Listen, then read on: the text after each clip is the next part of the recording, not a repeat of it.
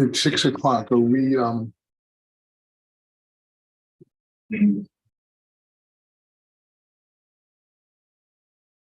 your mic.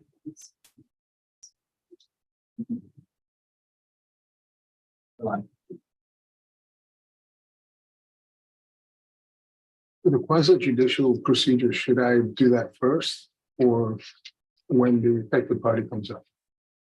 This will. Got it. Walk you through step by step. Got it. Okay. Got it. When it comes up. Right. All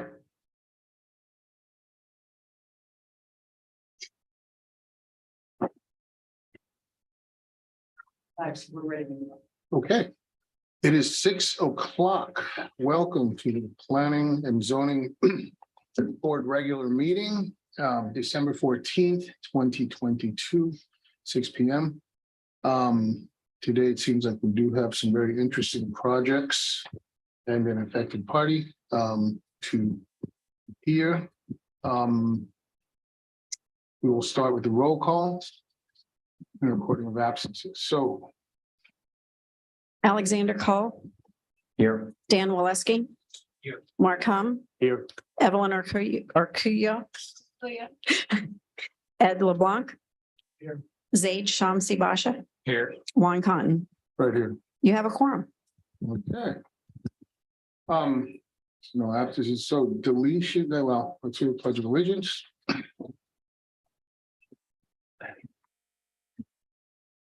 Pledge allegiance to the flag of the United States of America and to the republic for which it stands, one nation, under God, indivisible, with liberty and justice for all. So additions, deletions, recording and approval of the agenda. Do we have any additions or deletions? No, Mr. Chair, we don't. No? Okay, has everybody looked at the agenda to approve the minutes? Make a motion to break. Second? Second. Okay. Everybody say aye? Aye. Okay, unanimous. Approved. So the November 16 minutes, the Planning and Zoning Board meeting. It's all set up. Cases, we'd like to swear in the staff and applicants, please. Plan to give testimony this evening. Please stand and raise your right hand. Do you swear and affirm the testimony you give will be the truth, the whole truth, and nothing but the truth? If so, say yes. Thank you. All right, proof of publication, Village Flats 1, Village Flats 2, the Perch and 123 Wesley. Do we have proof of publication for all 4 of those items? Yes? Yes, that's included in the meeting packet. Okay, want to make sure. Any withdrawals and postponements? Nothing? No, Mr. Chair.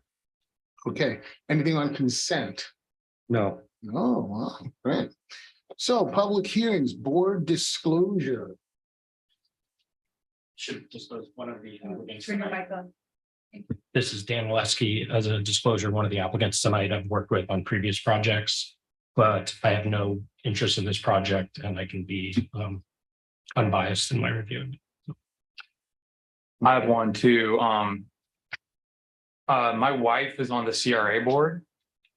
So I know the CRA is an applicant for 3 of the agenda items tonight. So council, do I have a duty to recuse here? Okay. So what do I have to consider? What's the issue? So the issue is, so you have made a disclosure. Have you had ex parte communications regarding the projects?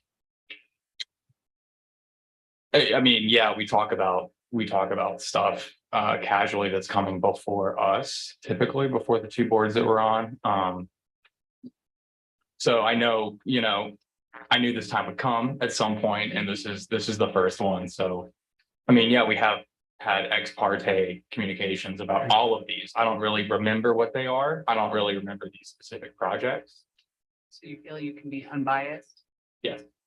Right. I have not looked into your specific potential voting conflict that you've also disclosed. I can look at it while everybody else is going through, and before we get to those items. Off the top of my head, I would say because she's a member of the board that is, it's not a conflict. Let me just double check. Okay. All right. I also have a disclosure. I disclosed like the previous iterations of some of the projects that are going to be presented. Not going to affect any decision. I have a disclosure as well. I'm the architect and developer of several projects that surround that project. I've gone to the meeting, the show meeting that they had for the neighborhood, as many of the public did as well. That's all. How close are those projects that you were the architect? Across the street. Yeah, they're across the street. One of them. But then there's another one that's across the other street because I've done several of those as the architect and one is a developer. So I don't have to vote. It's fine. I could recuse myself. Yeah, But I have voted on different things before that I've worked on and things where I've also owned, which is a little different here. And the previous attorney had said that the issue is that if you're on a board in a town, eventually you're going to come close to something that, you know. Well, that is true. There are standards that the state and the local commission on ethics have set. So if your interest, or if the interest of a client of yours that they will receive a special private gain or loss because they are basically one out of 100 people who will be more impacted by the project than others in the general community, then it's considered a voting conflict. Right, these projects are pretty much done though, what I've done, so I don't know. Well, so Yeah. when you all think you may potentially have voting conflicts, Right. you will let me know ahead of time. We can walk through the factual issues that. Right. One, I would say in an abundance of caution, you should Mhm. probably recuse yourself. If you want to step out and we can talk about details, we can do that. Not a problem. I have no issues with it. Okay, anybody else? Okay. So unfinished business, PZB, project number 22-015-00-006, request by Brian Gong for consideration of a variance to maximum allowable fence height and variance to allow pool accessory structure within the front yard at 123 Wesley Drive. The subject site is zoned single-family residential and has a future land use designation of single-family residential. So I believe, let's see, this would be the quasi-judicial with the affected party. So do the board members have any ex parte communications to disclose for this matter in particular? Okay. All those giving testimony, please stand and raise your right hand and be sworn in, please. You plan to give testimony? Yep. Please stand and raise your right hand. Do you swear and affirm the testimony you give will be the truth, the whole truth, and nothing but the truth? If so, say yes. Thank you. All right. Okay, as you testify, please give your name, address to the board secretary, please. Do you swear and affirm that this proceeding you will tell the truth, whole truth, and nothing but the truth? I believe yes is the answer. Okay. So the city staff, my first point here. Can you please present your testimony and the recommendation regarding this particular case? Yes, thank you, Mr. Chair and members of the board. For the record, Scott Rodriguez with Planning and Zoning. Staff's just going to do a brief presentation. The item before you is a request by Brian Gong for consideration of variance to the maximum allowance fence height and a variance, excuse me, to allow a pool within the front yard at 123 Wellesley Drive. The subject site is zoned single-family residential with the future land use designation of also single-family residential. The location is the subject site is located east at the east 100 block of Wellesley Drive. And as I mentioned, it does have a future land use of single-family residential and zoning of single-family residential. The variance requests include the fence height, which is to increase the fence height from 4 feet to 6 feet along the eastern portion of the site, which is along the right-of-way. The accessory structure of the pool is asking for variances from 2 sections of the code to be located in the front yard. This example here is showing the 20-foot setback that would be required for a 6-foot height fence. As it is now, along the right-of-way, along the property line would be 4 feet. The variance is asking for the fence height to be 6 feet at the property line. Here's a landscape plan for the subject site. As you can see, also the location of the pool, which is in the front yard.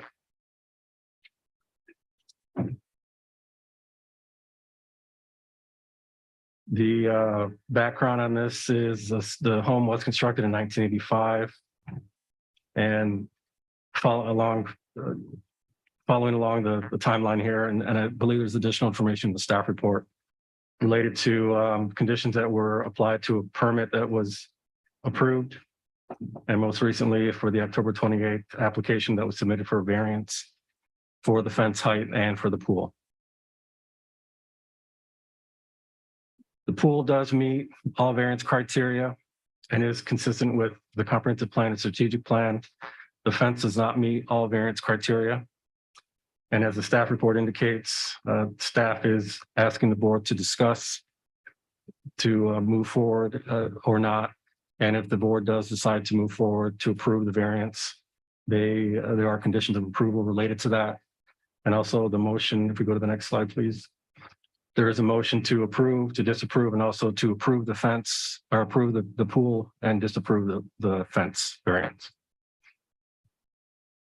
Okay. And that concludes my presentation. Okay, with the applicant, they now make their presentation. And I have a PowerPoint too. Wes, Does that TV turn on or no? No, it does not. Okay. Okay, good evening. My name is Wes Blackman with CWB Associates. I'm a certified urban planner, and I'm working for Brian Gong, who's the property owner. And Gretchen and Brian are here tonight, and pleasant people. I just want to explain this. This is to protect you. I spiked a fever of 103 last night, so I'm here. So that's a good thing. I'd rather be in bed right now. Anyway. This PowerPoint is meant to highlight the unique characteristics of this property in relation to other properties in the area. What you'll find is that the front yard, which is customarily and traditionally defined as the narrowest frontage that faces a right-of-way for a corner lot, really doesn't apply here. The front door is off of Wellesley, with a limited yard area to the west and to the north. The remaining yard area for any sort of recreation for a family would be in the east lot, which is the front lawn as defined by the code. Next, please. I'd like to highlight this portion of the staff report that talks about the approval of the fence. In the pictures you're about to see, you will see the fence, and it is exactly according to the conditions that are outlined here. And I'd like you to notice where the fence height changes from 4 feet to 6 feet. And essentially what we're looking at is an additional 2 feet along the area where there is a 4-foot fence now. Next, please. And then in 2019, Brian bought this property. And that's just the deed showing when that happened. Next. And this is a picture of what is their front yard, but really functions as their backyard. And you're looking east towards North Palmway. You can see the visibility triangle there with the 4-foot fence and the 4-foot fence surrounding. These are before pictures, by the way, and I want to emphasize that. You'll see that as we go through the presentation. If you look at the picture on the right, you can see the fence and the differentiation in height between the 6-foot portion and the 4-foot portion. So you can think of that as just being even if the variance were granted for the height of the fence. Next, please. And these are another before pictures. This is when it had a North Palmway address and the owners used the North Palmway frontage to access the house. And that is not the case anymore. Next, please. This is an email, and I'm not sure if you can see it, but it is confirmation that the address of the house, Brian and Gretchen went to the trouble of changing the address from a North Palmway address to a Wellesley address soon after they bought the house. And as I said, the front door faces on Wellesley and really is the functional front yard. Next, please. These are current pictures. You can see the nice aqua color and the front yard area, which is really the only open space in available for any sort of activity, family activity. You could see the fence, especially in the right-hand photo. And the pool would go just to the left side in front of the house there, the facade. So next, please. And this is looking northeast towards Wellesley. You can see the clusia hedge, which is at 9 feet now. So if you add 2 feet to the fence, you're really not going to see that because of the required 30-inch landscape buffer between the right-of-way and the fence. And that, again, is maintained at 9 feet currently. Next, please. This is the property as it looks today with a sign notifying people of this hearing. And you can see the clusia hedge surrounding the property. Clearly, this is not the front yard. It doesn't act as the front yard. It is meant to be a private area for family. Next. And this is Brian and Gretchen waving at each other. And you can see the 4-foot fence and how an additional 2 feet of fence along that southern property line would be beneficial, especially if you're talking about adding a swimming pool, which the staff recommends and finds that it meets the variance criteria. So if you put a swimming pool there, suddenly the function changes and then you have more privacy issues, I think, and perhaps sound issues and other things, and the fence may attenuate that. Next. And wow, this is like an eye test. This is the section of the code in the single-family residential district that talks about how accessory structures cannot be on a corner lot between the building and the road, and that's what we're asking for a variance from. Next. This is a survey, and I'd like to point out a couple things. Number one is the limited yard area. You can see the bulk of the yard area is really in the eastern half of the lot. The north arrow is down, and that's a bugaboo of mine. I'm going to blame the surveyor for that, since he did 123 Wellesley and oriented the survey like this. But anyway, and you see the Palmway and Wellesley rights of way. Anyway, the only area really to put a pool that would function would be in the location that is proposed now, between the house and North Palmway, which is essentially the recreation area for this particular residence. Next.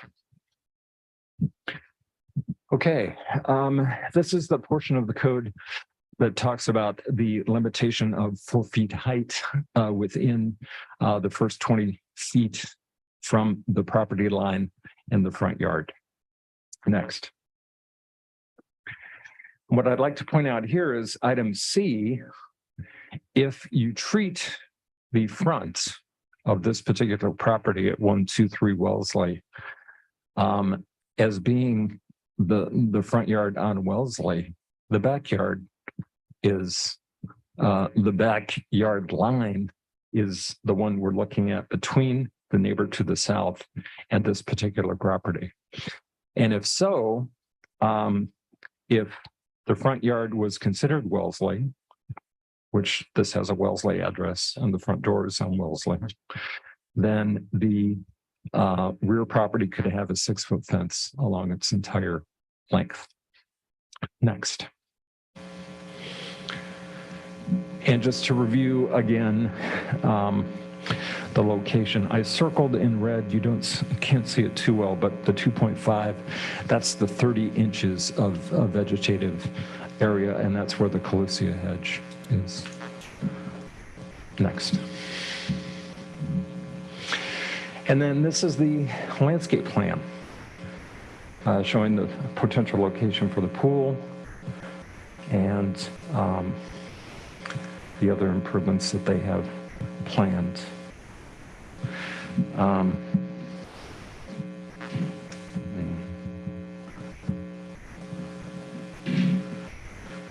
So we agree with the staff recommendation regarding the location of the pool and the front setback, and we agree with their conclusion that it meets the 4 variance criteria. We do not agree with their recommendation and findings related to the fence, as I described, because there are unique and peculiar circumstances to this as it relates to the function of the yards and the positioning of the front yard. So that addresses item 1. We find that meets the criterion. The strict application of the provision of these elder yards would deprive the applicant of any reasonable use of the land or building for which the variance is sought. A little bit of a stretch, but this is really the only recreation space. And if you are going to allow a pool, it would be nice to have that additional 2 feet of fence just for additional privacy. And that would be the minimum variance that would be required. And the granting of the variance will be in accordance with the spirit and purpose of this chapter and will not be unduly injurious to contiguous property. And the staff finds that it meets that criterion, and we agree with that.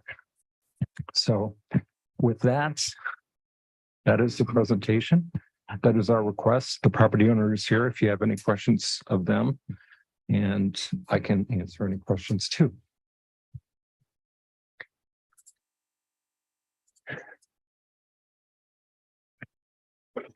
And I think we have an affected, party too.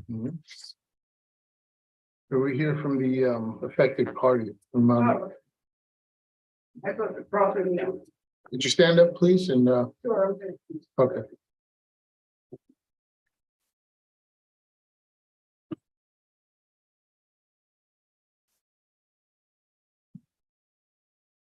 Okay, I assume you got the packet, is that correct? Okay, great, thanks. Please state your name and address. Okay, my name is Eleanor Shank. My address is 1827 North Palm Way. Excuse me, if they're delivered to board, I did not.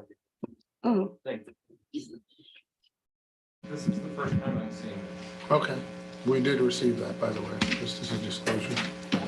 I'll try and be as brief as possible because I've looked at the staff recommendation and there's things that I agree with, so we can eliminate a lot of information there. Basically, this is a small lot, 50 feet by 100. Originally, their address was 1829. My door, the way it was set up, opens to Wellesley. Their front door opens to North Palmway. So when I open my front door, I look right out into the yard. And the other issue is there's a very narrow pathway between where their fence is and my pathway to my backyard.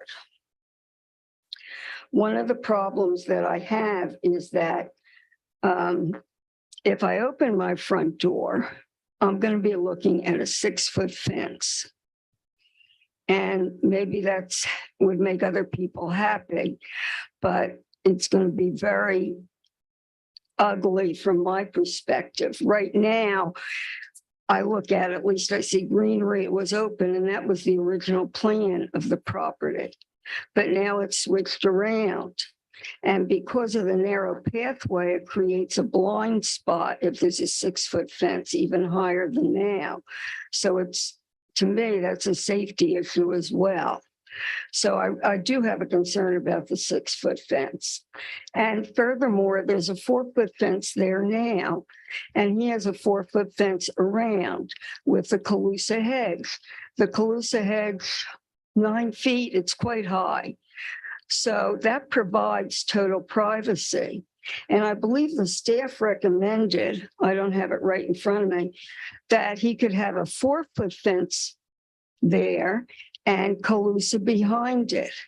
And I think if you look at my presentation, I gave you some examples of other properties that have front yard pools with a 4-foot fence.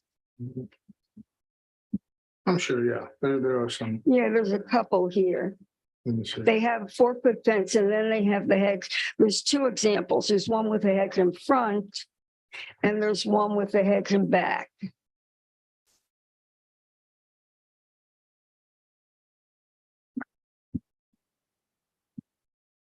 This is the one with the hedge in front, and there should be another one. There's a privet hedge in front.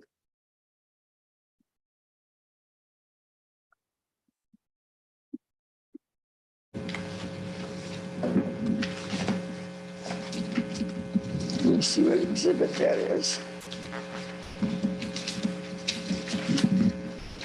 It's the one that has the white wrought iron fence, if you have that in there. There's a white wrought iron fence and then there's a privet hedge Out behind. online. Yeah, and that's very attractive and it wouldn't be imposing on the front gateway of my home. I was a realtor at one time. The front gateway of your home, when you walk up to the home, when you show the home, when you're at the home, is very, very important, not just for resale, but just for the aesthetic value of the home to me.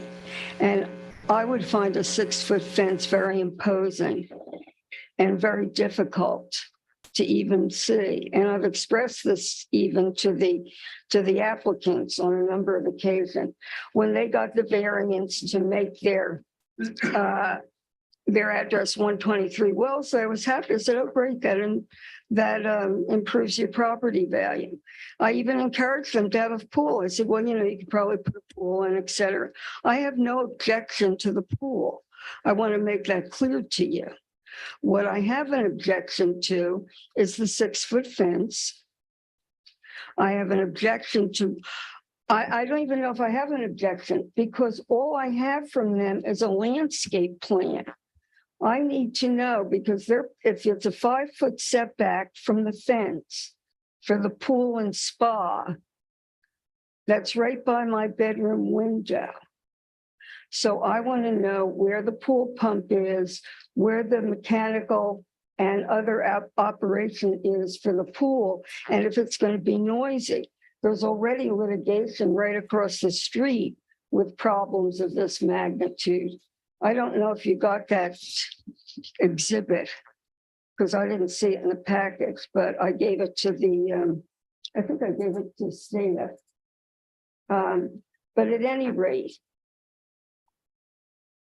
I need to know where the pool is. All I have is a landscape plan, which tells me nothing. Where is the setback? Where is the pool going to be?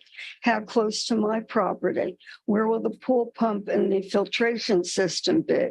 Is there going to be a backflow to the pool? Because we're very close there. And I think I've given you examples how narrow it is. Not only that, if there's equipment, hedges sort of give, walls don't give at all. So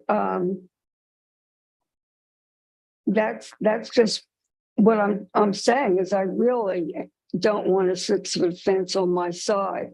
I've given some solutions, and some of them are very similar to what the staff has said. Because I've bent over backwards to be reasonable, because I don't want a 6-foot fence on my side. So I suggested, I think staff suggested, a 4-foot fence with a privet hedge behind it. Oh, is it over 10 minutes? Yeah, that's your time, but just to wrap it up real quick. Okay. Thank you. Okay, well, basically, I'm agreeing with staff. 4-foot fence with privet hedge behind, that would be ideal. Indent the 4-foot fence and plant a hedge in front. If they're insistent, if he feels the front of the property is exposed, I don't see how, because there's a very large fence, then put the 6 feet on the other side, the Wellesley side and the Palmway side, and put a 4-foot fence on my side. So there's 3 solutions there. I also really need, very quickly, I need to know about the pool, because it's my understanding once a variance is granted, they can do revisions. And I'm very concerned about the noise aspect. If I could possibly give you, I don't think it's in the packet, but I do have an additional exhibit that I thought was in there. I mentioned it about the litigation. Thank you. Thank you very much. Okay, does any member of the public want to speak? All right, considering there's none. City staff, do you have any cross-examination for any of the applicants or the affected person? No, Mr. Chair. Okay. The affected party may now. Applicant first. Okay. Let's see, staff, yeah, the applicant, yeah, can make a cross-examination at this point. Would you like to cross-examine? Mr. Black? Yes, for the record, Wes Blackman, CWB Associates. I would just like to point out. Wait, Yes. Hi. this is cross-examination, so if you have questions, Direct them to the affected party. Okay, you'll have, I will. you'll have time to do a follow-up, a closing presentation. I understand. Question. Okay, well, I would like to point out to your last name? Shank, okay. On page 2 of your number of pages here, at the bottom of the page, you say pool pump where it will be located. In an email, Brian said there are actual official plans. There are plans ready to go. And they were stopped because they had to go through this process in order to have a pool in the front yard. So Brian said that there are actual official plans that have it far away from my house in the alley. Where are the actual official plans? Well, I can tell you that they're there. And that is where the pool pump will go. So, and do you have a picture window on the north side of your house? On the north side, Can you call up my presentation? a picture, maybe I'm confusing north with south. This would be looking towards Wellesley. Oh, yes, there's a window there. A large window, right? Yeah. Okay, well, I just want to point this out to the board. That is part of the concern is that anyone in your house can easily look through the window and see, everything that's, can you back up to the beginning of the presentation? There, yeah, that is her house there, and that is the window right there, right? So I just want to point that out. And two, it would have been nice to receive this ahead of time. That would be a neighborly thing to do. Thank you. That's okay. Thank you. Okay,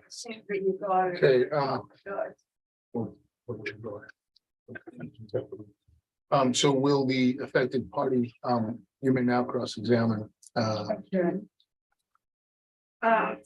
I think that you have questions for the applicant or for staff. No, I have, for staff, and can I question Mr. Black? Questions, yes. Okay, great.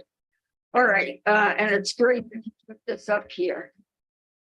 My window, as you can see, he's saying there is a window overlooking the 4-foot fence. Yeah. I wish I had a little sticker or a laser, but whatever.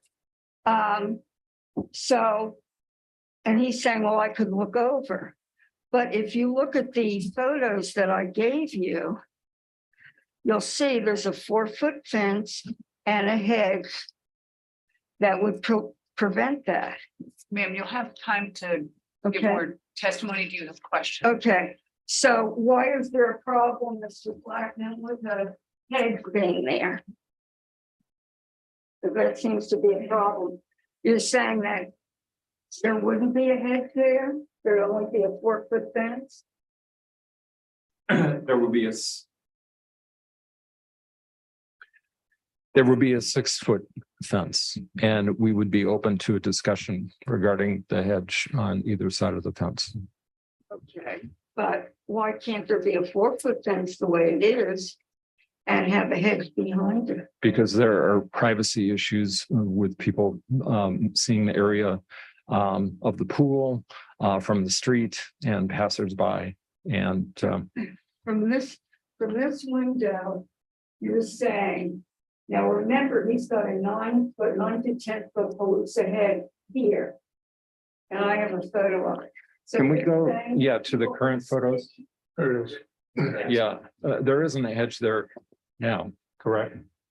But there's a hedge in the front Yes, that extends over, so how? but there isn't along the southern property line right now. No, but how do people from the street see in? Can you go to the picture of them taking pictures of each other? You can see very clearly Brian on the sidewalk and Gretchen. But there'd be a hedge there, just like the staff recommended.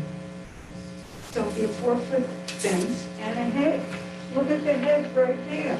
So extend the hedge over. Well, the 2-foot would do the job for the fence. And we understand that you're right next door in the affected party. I would point out that we do have letters of support from other neighbors. I understand that, but the other neighbors are not 5 feet away from me. The other neighbors can't even see my property. All right, do you have more questions?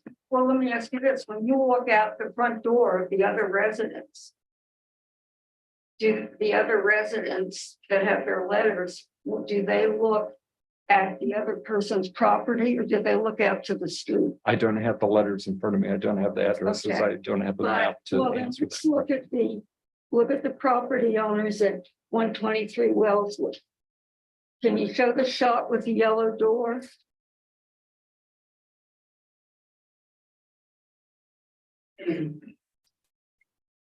Their door. Well, There, that's Yeah. it. Their door looks out to the street, to North Palmway. but that's not what they use as the front door. Well, there's no other door. There's another door? If I can just weigh in here, Aaron Sita for the record, I think we're getting a little off topic and the issue at hand is not the front of the lot. The front of the lot is not measured by the address or where the door is located. It's defined in the LDRs as and the lot frontage, and the front of the lot is along Palmway, which is why they're here and why they need the variance. Okay, well, what I need to say is that when I open my front door, Questions at this time. okay, Okay, do board members have any questions of the staff and the applicant, or the affected party? I do. Well, no, go ahead. No, go ahead. I am very curious about the pool pump and the pool equipment, actually where it is. You say that there are plans, but did I miss it in our packet? We only have landscape, yeah. I don't have that. No, I know you don't. Brian's gonna come. Hi, Brian Gong, 123 Wellesley Drive. Sorry, I got a bit of social anxiety, so. Yeah, so we have been working with Hamilton Custom Pools and on the permit application that we were about to submit before we found out that we actually need to apply for a variance. It actually doesn't have where the pump was going to be, but I mean, I can swear to you right now that it's going to be by the AC unit in the back by the breaker. So it would be, if you look at the survey. Yeah, if we can pull up And- the landscape, because I guess that gives us a clear aerial view of where the pool is. Yeah, I mean, Pool pump. Yeah, I mean, it would be crazy to put a pump right there in the middle of the yard. And I guess it would be an eyesore, and we definitely told Ms. Schenk that it was going to be in the back, so I'm not sure why that's an issue. Question, isn't there a 6-foot fence in the back where the AC is? Correct, yes, There is. yes. And isn't there a fence, a 6-foot fence that starts, basically, we're back to the front yard, to the yard where I see the people saying hello. Okay, go back. Next picture, I'm sorry. What was, here, yeah. On the right-hand picture, there's a 6-foot fence that stops there. That is her fence, yes. Okay. Is that, do you have any issues with that fence? That's existing, right? That's the existing fence because I have a pool. Because you have a pool. Right. Oh, so you have a 6-foot fence that covers your pool for privacy, Backyard. right? Well, I mean, To her benefit, that is the side of her property. That is not her front yard. Right. Yeah. I mean, I don't want to walk out my door and look at this fence. I don't want people coming up to the property. It's very intrusive. I understand what you mean about intrusive, but don't you think that maybe they feel that it's intrusive if people see them enjoying their pool? But they have options. They don't need to put the pool 5 feet from my property. They could put a, Okay. and like this. The staff recommended they could have a 4-foot fence and a hedge in front or behind. I don't see why there's an issue. He already has it. Nobody can see. Okay, one moment. Question for you, Brian. Hi. Just so everyone's clear, what is the potential issue about the hedge? Oh, you mean If putting a fence versus putting a hedge? Yes. I mean, I guess it's just a matter of like personal preferences. Like, we were thinking of a nice, clean, horizontal wood fence. We thought aesthetically it would look nicer. It's also more sleek. There's already a fence there. We'd have to then go back, however thick a Clusia hedge would be, I don't know, 3 feet. And Make it some part where all that's out. This is representation of what. That does not help me. That would be. That does not help. Yeah, that's seem like how it is.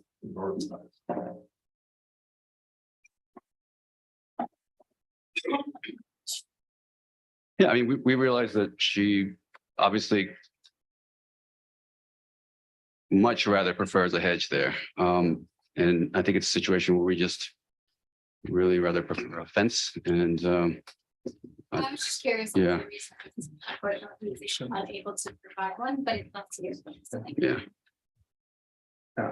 And I do understand, I mean, my first question about the 6-foot fence, and I understand you have a backyard, but you don't really have a backyard.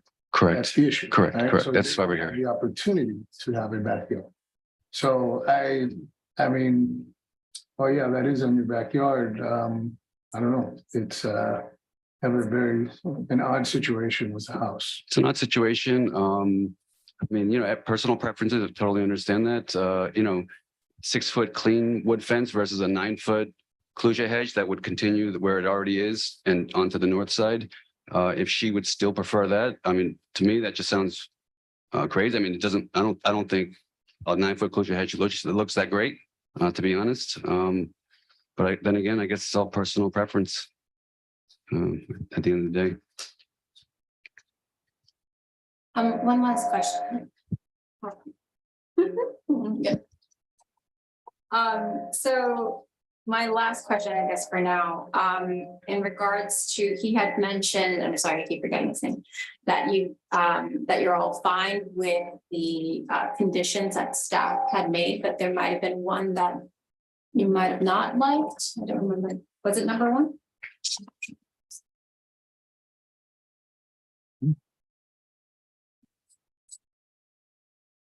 We're okay with the conditions. I think you might be confused regarding the variance criteria. I was saying that we don't agree with the finding of staff related to the variance criteria regarding the fence height. And we disagree with that. So we think it meets the 4 criteria for the increase in height of the fence, especially because they're allowing a pool in the front yard by saying that a pool is okay in the front yard, and that meets the 4 variance criteria. So, okay. You're fine with it. Yes. Yeah, yes. Sorry, it's technical. Okay,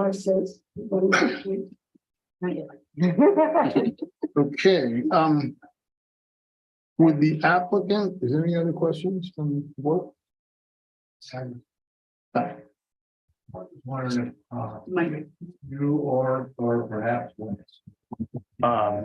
put the landscape plan or the proposed site plan and just go through there and show us exactly where the fence would be or is proposed to be on that plan, and what part of the fence is proposed to be 4 feet high and what part of the fence is proposed to be 6 feet high.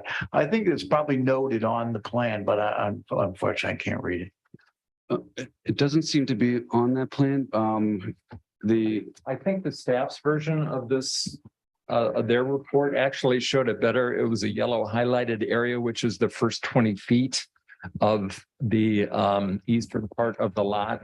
That's the 4-foot height area, and that is the current fence right now. That's shown in the various pictures.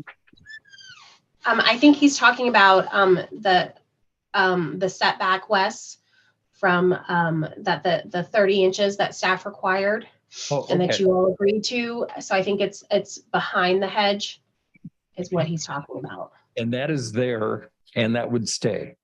And that is essentially where the clusia hedge is now. And that's the 2.5 feet that appears on the survey. If you look at the survey, I circled that in red, and that is the 30-inch landscape buffer. We could have it. So basically behind the existing clusia hedge. Wes, have you guys considered doing stepping back some of the fence on the south property line and maybe not the full 2.5 feet, but doing a small landscape buffer there, or allowing the neighbor to plant some trees, some hedges there? Did you discuss that? We did not talk about that. Yeah, and that has not come up. Would the owner be amenable to doing something of that nature? Perhaps having a 6-foot fence, but setting it back so that the neighbor would see landscape materials rather than just see a bare fence facing their property. Can I just show you something? I think if you look at Exhibit 3, if you have it in your packet. Excuse me, Brian, I just want to put this here. I'm sorry, I have to Okay, this is the proposed fence. And you have a copy of it. When I walk out my door, this is what I'm gonna see every day. I do have a problem with that. I also have a problem because it's very, very narrow. Yes. And you've got a 6-foot fence. Now, people say, oh, it's only 2 feet. Well, I'm only 5'3". But nevertheless, it's just blocks the light. It's totally blind here. And I'm going to look at a fence that he loves, but I don't.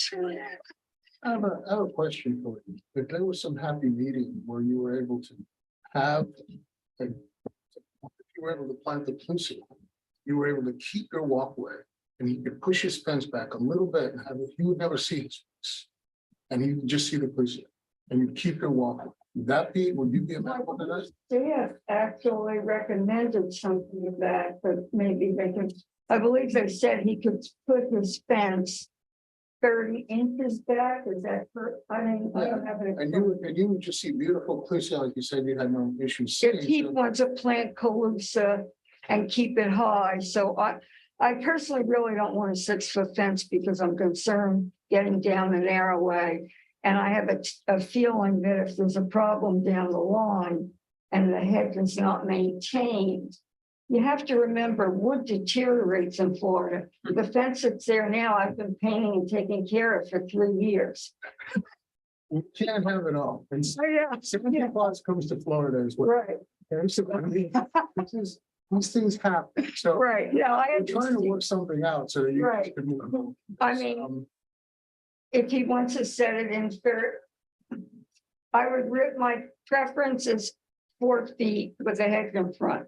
If there's no other thing, I really, truly, I'm begging. I don't want to look at this. I just don't along the whole side of my property. If I was looking at his calusa head, it is what it is. If that's what the board feels is the best solution, I would prefer the 4-foot fence and a calusa head for his, and in front and back as staff recommended as well. That was one of their alternatives. My other question is quickly, he said there's a plan. And I think I said that my concern was the pool pump and all that. I have nothing. All I have is this landscape. Yeah, I think you identified it where the AC would go because that's typically where architects and engineers and builders Right, would. but I mean, if they went to a pool company, my daughter went through this, they give you a plan. That could be a part of our approval. That it has to be close to the same machine. And the question for the owner. Would you be amenable to move your fence back a little bit and have a manicured plusia hedge there so that it wouldn't bother her in any way? A little would Yeah, and she can keep the walkway. Would that be okay? Yeah, I mean, to be honest, the 20-foot setback where the fence could go up to 6 feet, actually, to be honest, it would still be in her front door. So 20 feet is actually more east of her front door. So she will still see it even if we followed what the current code is. We're hoping for that extra corner, but yeah, look, we're reasonable people. We're trying to work something out. We're reasonable. I mean, I could see a nice 6-foot fence and then On her and some side, hedges, just yeah. all plusia, that would be kept. But it would have, the calusa would have to go from the corner all the way to it can't just be one I little understand segment. because they want it from the street, they want. From the street. I mean, Absolutely. Question for staff. Regarding some of the statements. Question for staff regarding the statements. The 6-foot high fence, I know that's typically from the front edge of the building. In a situation like this, do you take it from this front setback? Okay, so they are, without a variance, they're allowed to put up a 6-foot fence to 20 feet from the edge of the property line. Yeah, yes, that's correct. Okay, and they don't need a variance for that. And that would already be putting a fence forward and just pointing out, I understand that you don't like when you would walk out that you would see fence, but I don't like where that I have that situation. And honestly, so do they. They walk outside right now towards the street the same way you do, and they see your fence. which is built. Maybe, I believe they do. I think in the picture on right, we can see right on their patio where they sit outside. but what You I'm have a saying white is, 6-foot tall fence in their front yard. are you saying that they're, according to what the criteria was in the evaluation, they are not allowed to have a 6-foot fence from the corner back or around the property? Is that correct? You're not allowed to have a 6-foot fence in the front yard. Not around the entire property, around the front yard, the east property side, And the along city the of right Lake of way. Worth defines front yard as being the first 20 feet of your yard. That's where the front setback would be, yes.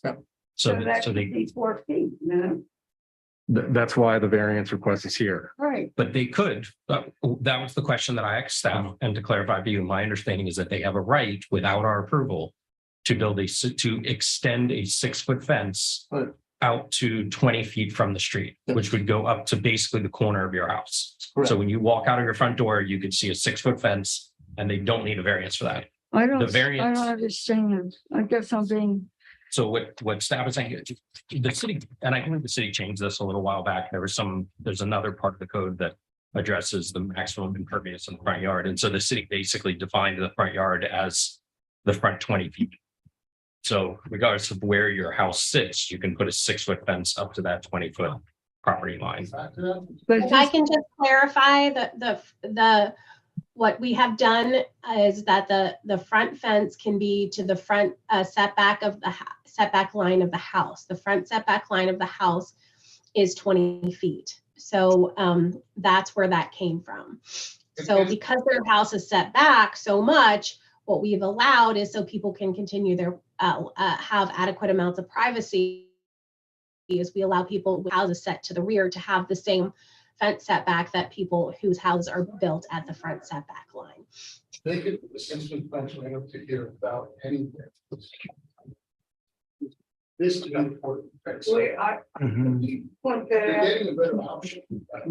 I don't understand it. Yeah. The green area is the only area where they could not have a 6-foot tall fence. Yeah. Just in the front, so by right, they can put up a 6-foot fence where you may not want to see it.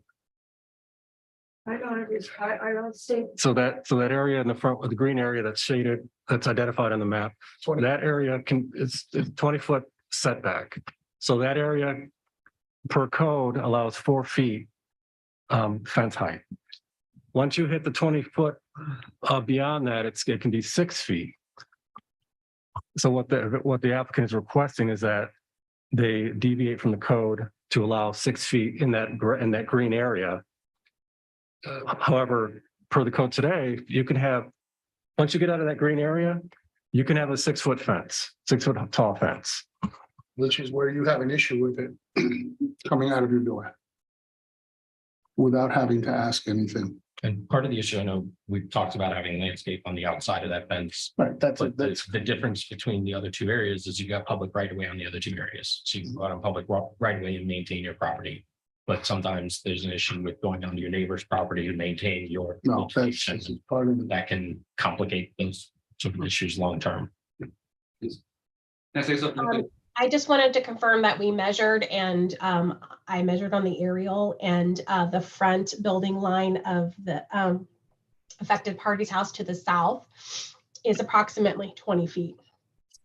So the fence could go to the front edge of her house right now. Okay, I'm sorry, but I don't understand. If it's a, It's about 27 or 28 feet to her 6-foot fence, so there would be 7 or 8 feet where we could put a 6-foot fence in before. So we're, I was a teacher, I'm a mental health counselor. We used to water her plants, get her mail, and then we even proposed months ago to make a hinge fence and pay money to, I don't know, have the fence guy keep it down all the time unless we were assuming, then we would pull it up. Well, people were doing the pandemic, neighbors were putting down their fences to create a little bar area. And we were like, we'll pay for that because we know, because, she feeds our dogs treats. And we were only going to put it up. And then, we did this variance application and then we saw the email for the affected party. Like, Ellie, what? what's going on? And so we've been willing to work together. I understand. I think Okay, you better read the email. Should we discuss Yeah, a we- little bit as a yeah, board, yeah. keep our pulse, because I think a lot Well- of maybe unnecessary. Yeah. Do you want to, well, the proper procedures. Are we still doing the Right, procedure? yeah, we have, I didn't know and, that. yeah, If you all are finished with your questions, Yeah. then each, the applicant and affected party can make closing your arguments. closing arguments, yeah, so we can go to closing arguments and And speak. then you all. So the applicant, would you like to make his closing argument? Yes, Wes Blackman for the record again, CWB Associates. I think this is a good conclusion here slide to show. You have identified where the 4-foot fence is permitted right now, and it can only go as high as 4 feet in that first 20 feet from the front yard line on a corner lot. So, and it could be 6 foot outside that area, outside the shaded area. So what we're asking for is a very small variance regarding the height of the fence. And I think we've covered the nature of the lot and how this is the only place to really have a recreation area for the family. So, Okay, thank you. Mr. Blackman. Would the affected party now make closing arguments, please? Well, I think Mr. Blackman's photo of the what the 6-foot fence would look like was enough to. But if you look at exhibit 3, one of my problems is it's very narrow, a lookout to a fence that to me detracts from my property and my enjoyment of it. I understand they want a pool, I have no problem. I still don't know from the landscape plan where the pool is. Is it a setback from, is it a 5-foot setback? I don't know anything because there's nothing here. And it's the equipment is in the back. Great, but there's nothing to indicate that. Will that be indicated and written in? Well, I think that the applicant has, This is your closing argument. Okay, my Not a closing argument is putting a 6-foot fence is going to be a problem for me in more than one way, not just aesthetically, but physically. And it's going to detract from the value of my home. okay, Simple as that. I'm willing to compromise. I've given several solutions that I put in my report. And the staff had solutions that were very amenable to me as well. Thank you. okay. Thank you very much. I think it would be in the board's best interest to, on whatever conditions on proceeding, to ensure that the pool pump, which seems to be one of those stickier items of the argument, is ensured eventually with this plan that will soon come, that it's ensured that it is installed in a proper spot, not near her bedroom window, near the AC unit as conditioned. I have to close the evidence part of it. Apologies. Sorry about that. Okay, so I'd like to close the evidentiary part of the hearing. And I'd like the board members to deliberate and cite the facts being considered and the stated position. Just to repeat, I would recommend that with whatever conditions are proceeded with on this item, that a condition be made that prior to, I suppose, final permit approval, that it be ensured that the pump, being as one of the stickier items of the specific subject, does be installed near the AC unit, which would then be in the backyard of Ellie's property, not ensuring that it is not near her front yard. Okay, let's go this way. Do you have a? Okay. No, it's just. He went first. I'll go second. As I see this case, this to me is a textbook example for the need for variances, and I do mean that for the 6-foot fence as well. I think it makes sense to allow them to continue that 6-foot fence all the way down the 20 into the 20 feet into that green zone, because without it, they could build that fence, and I would do the same if I lived in that home, to block the window, and then there would be this strange little 4-foot niche. And I think the reason for a variance, the criteria for a variance, would counsel in favor of granting it for the fence. And obviously, I mean, I agree with staff's all four of their findings that all four of the variance criteria are met for the pool. So if we just want to take the board's pulse, I'm in favor of both variances.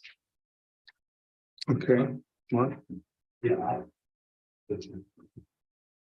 I don't have any problem with seeing the fence. If that was my house, I'd want that fenced in too. And the people seem to be pretty amenable to think you can dress up the side of the fence. Maybe you can work a deal out, hang some plants that you could make it look like it's not quite a fence. And that's how I see it. And Okay.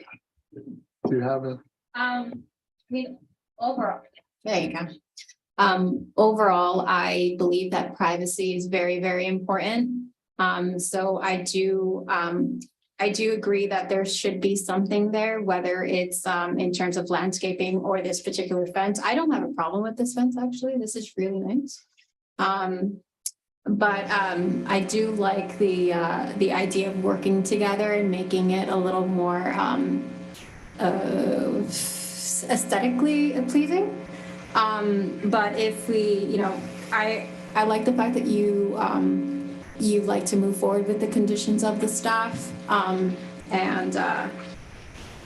I don't know, I'm at a point right now where I just want to hear everyone else's opinions right now. So. Board members, if you would please keep in mind that while the staff report does have findings that the requested variance for the pool meet the criteria, staff did not find that the fence met the criteria. So if you find that it does, you need to put facts on the record of how it meets that criteria. I know you were starting. Do I have to clarify what I was saying about the fence? Why the fence variance meets the criteria, or why the fence request meets the criteria for the variance? Yes, please. Okay, because they're allowed to build up to 20 feet from the property line by right. Let's assume they do that because they're building a pool. It would look extremely silly if it went down to 4 feet in the middle of that green zone. So if you will, please look at pages 4 and 5 of your staff report, what the criteria are for a variance. And okay. So basically what I'm getting at, I'm talking about the facts, but if we're talking about the criteria, the specific criteria for the fence. What is the hardship? So what is the hardship created that the variance will solve? So is it the lot location? What is the reason why that this is familiar about this property? Yeah, I'm trying to find exactly where the fence analysis is. Okay, all right, yeah. So number one, special circumstances or conditions exist which are peculiar to this land as a corner lot, for which peculiar to this land for which the variance is sought. It does not apply generally to nearby lands and buildings, such as this non-corner lot where the affected party lives. So I disagree with staff, and I think that it does meet that criteria. Number two, I think it deprives them reasonable use of the land, privacy, recreation. There's a window right there. I disagree with staff that does not meet the criteria.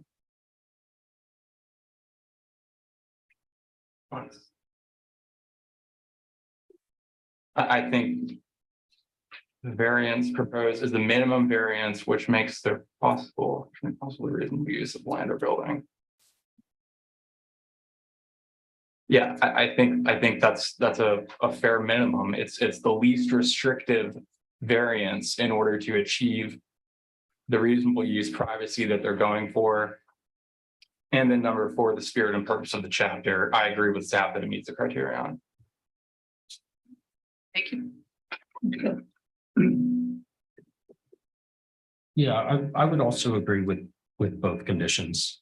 And further, I think one of the staff, as part of staff's analysis, for saying that it doesn't meet the condition, was acknowledging the use of a pool and was acknowledging the privacy, but was suggesting as an alternate to recess the fence back only in that 20-foot section and put up hedge. But for the same reason that I spoke before there, doing that doesn't seem reasonable because the only way to maintain that is to go into your neighbor property. And if you end up having a dispute or a conflict with your neighbor, you're trespassing to do so.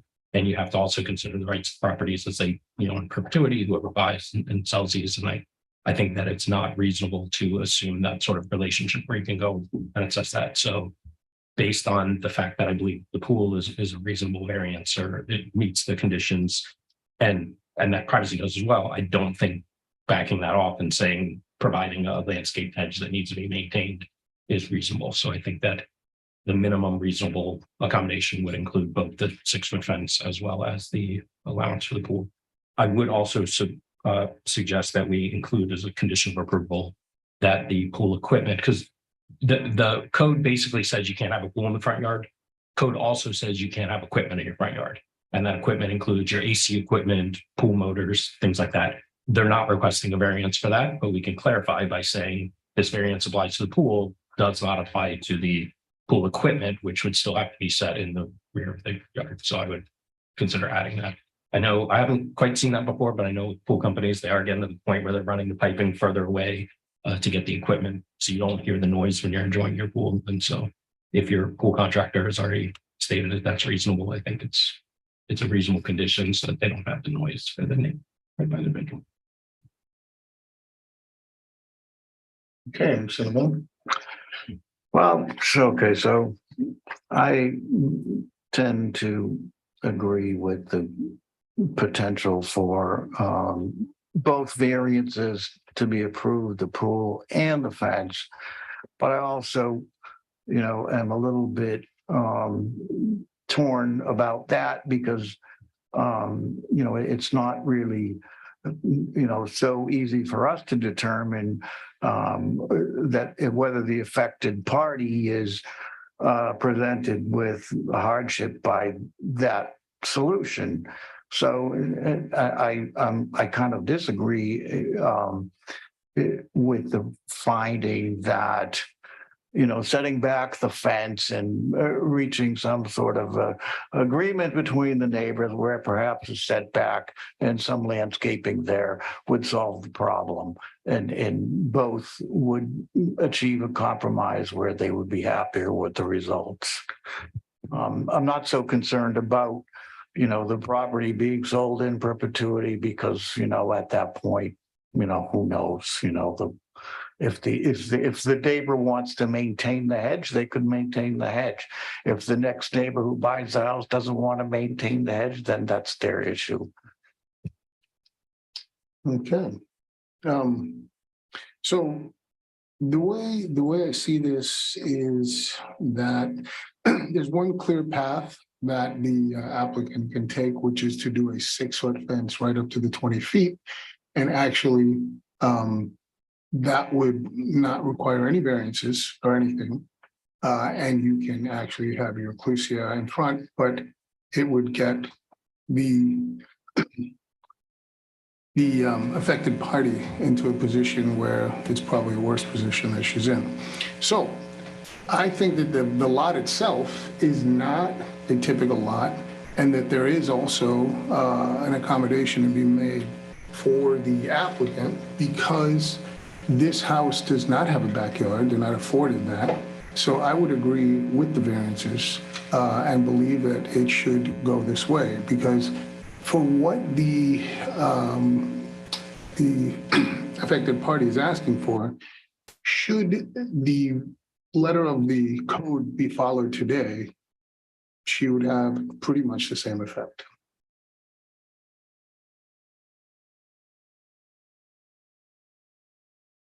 So we have a motion.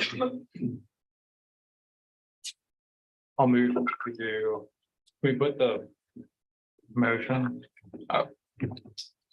I'll move to approve PZB project number 22-015-00-006 with staff recommended conditions for a variance to the accessory structure location to allow the installation of a pool in the front yard for the property at 123 Wellesley Drive, as the application meets the variance criteria based on the data and analysis in the staff report. I also move to approve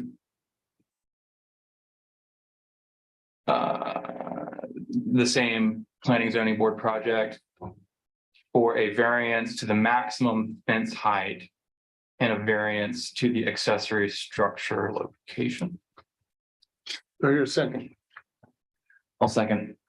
Okay, a roll call for the vote. Commission, Mr. Chair, Yes. I just want to clarify, we need to add that last condition on the mechanical equipment. So I'm going to read that into the record. Okay. So the condition is going to read pool pump shall meet setback and be installed in the rear of the property. Pool pump and filtration system. Mechanical equipment.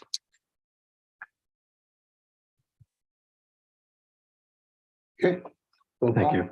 Aye. Aye. Aye. Aye. Aye. Unanimous. Thank you.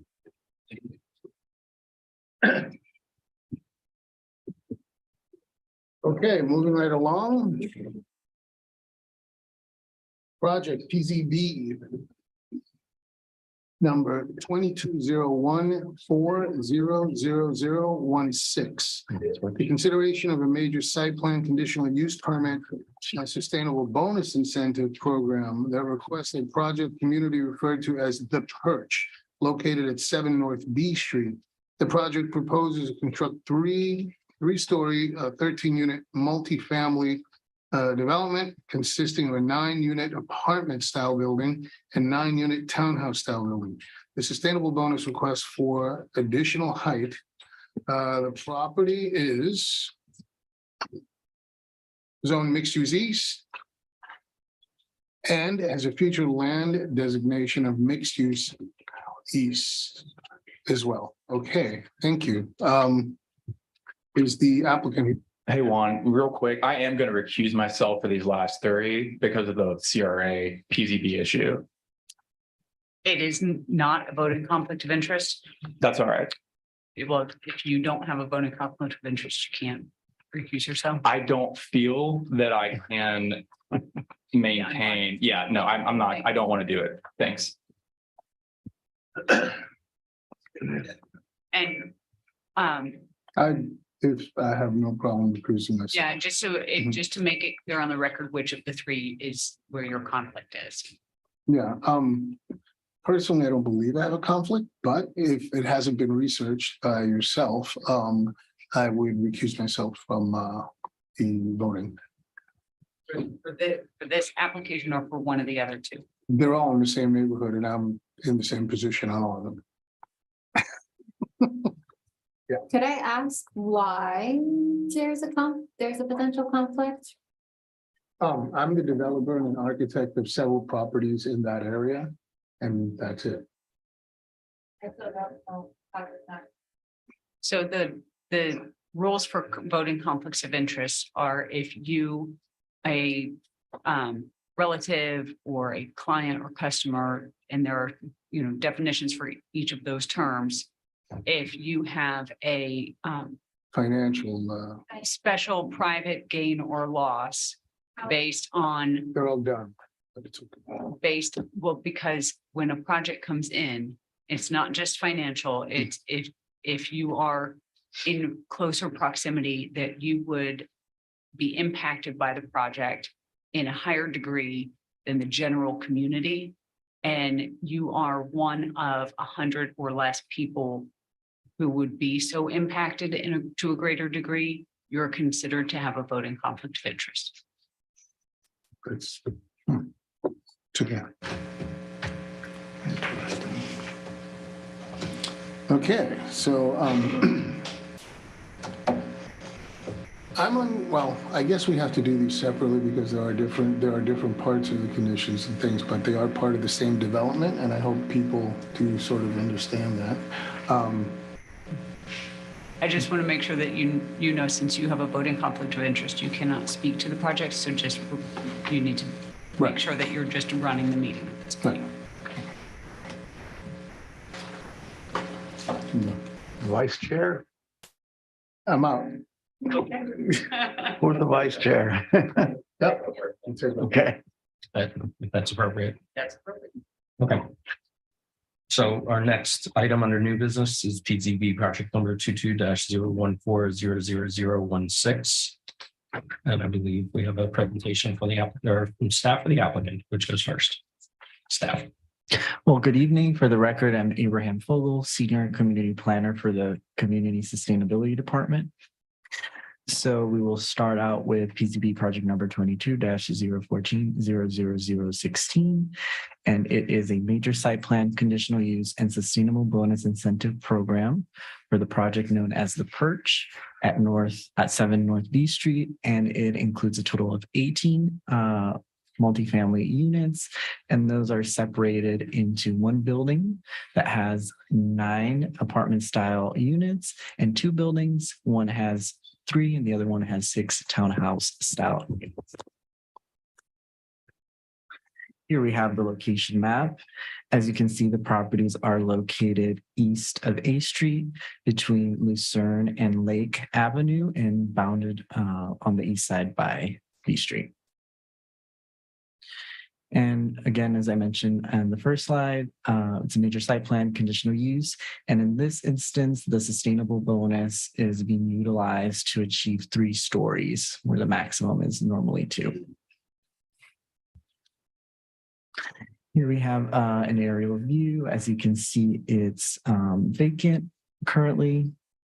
And this is another top view of the property. In regards to the surrounding properties, they are mostly zoned mixed use east with a future land use of mixed use east as well, with the exception of the property to the south, which is across Lake Avenue, which is zoned single family, but it also has a future land use of mixed use east. And these properties have a mixture of single family, multifamily, and commercial uses. For the site plan, as I explained, we have these 3 buildings. One has those 9 apartment style that's pushed up to the corner, and the other 2 buildings contain townhome style buildings. As you can see, there's a variety of unit types ranging from 1 bedroom all the way to 3 bedroom, starting with the smallest from plus or minus 692 square feet of living space all the way up to 1785. As far as parking, we have a mixture of garage spaces, on-street spaces, and off-street spaces, and they're required 34, and they're providing 35, so there's 1 additional space there.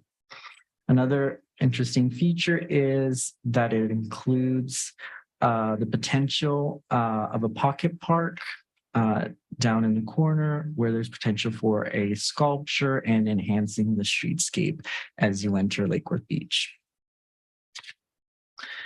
Here we have a rendering. This would be your view from the southwest corner of Lucerne and B Street. Another view here, this is what you would see from B Street, and that includes some of those on-street parking spaces. Here, if you kind of look at onto your left, you have the circle property, and down where the car is would be where you would be driving from and entering Lake Avenue. Here, we're moving on to the elevations. This is the building that's going to contain the 9-unit apartment style building.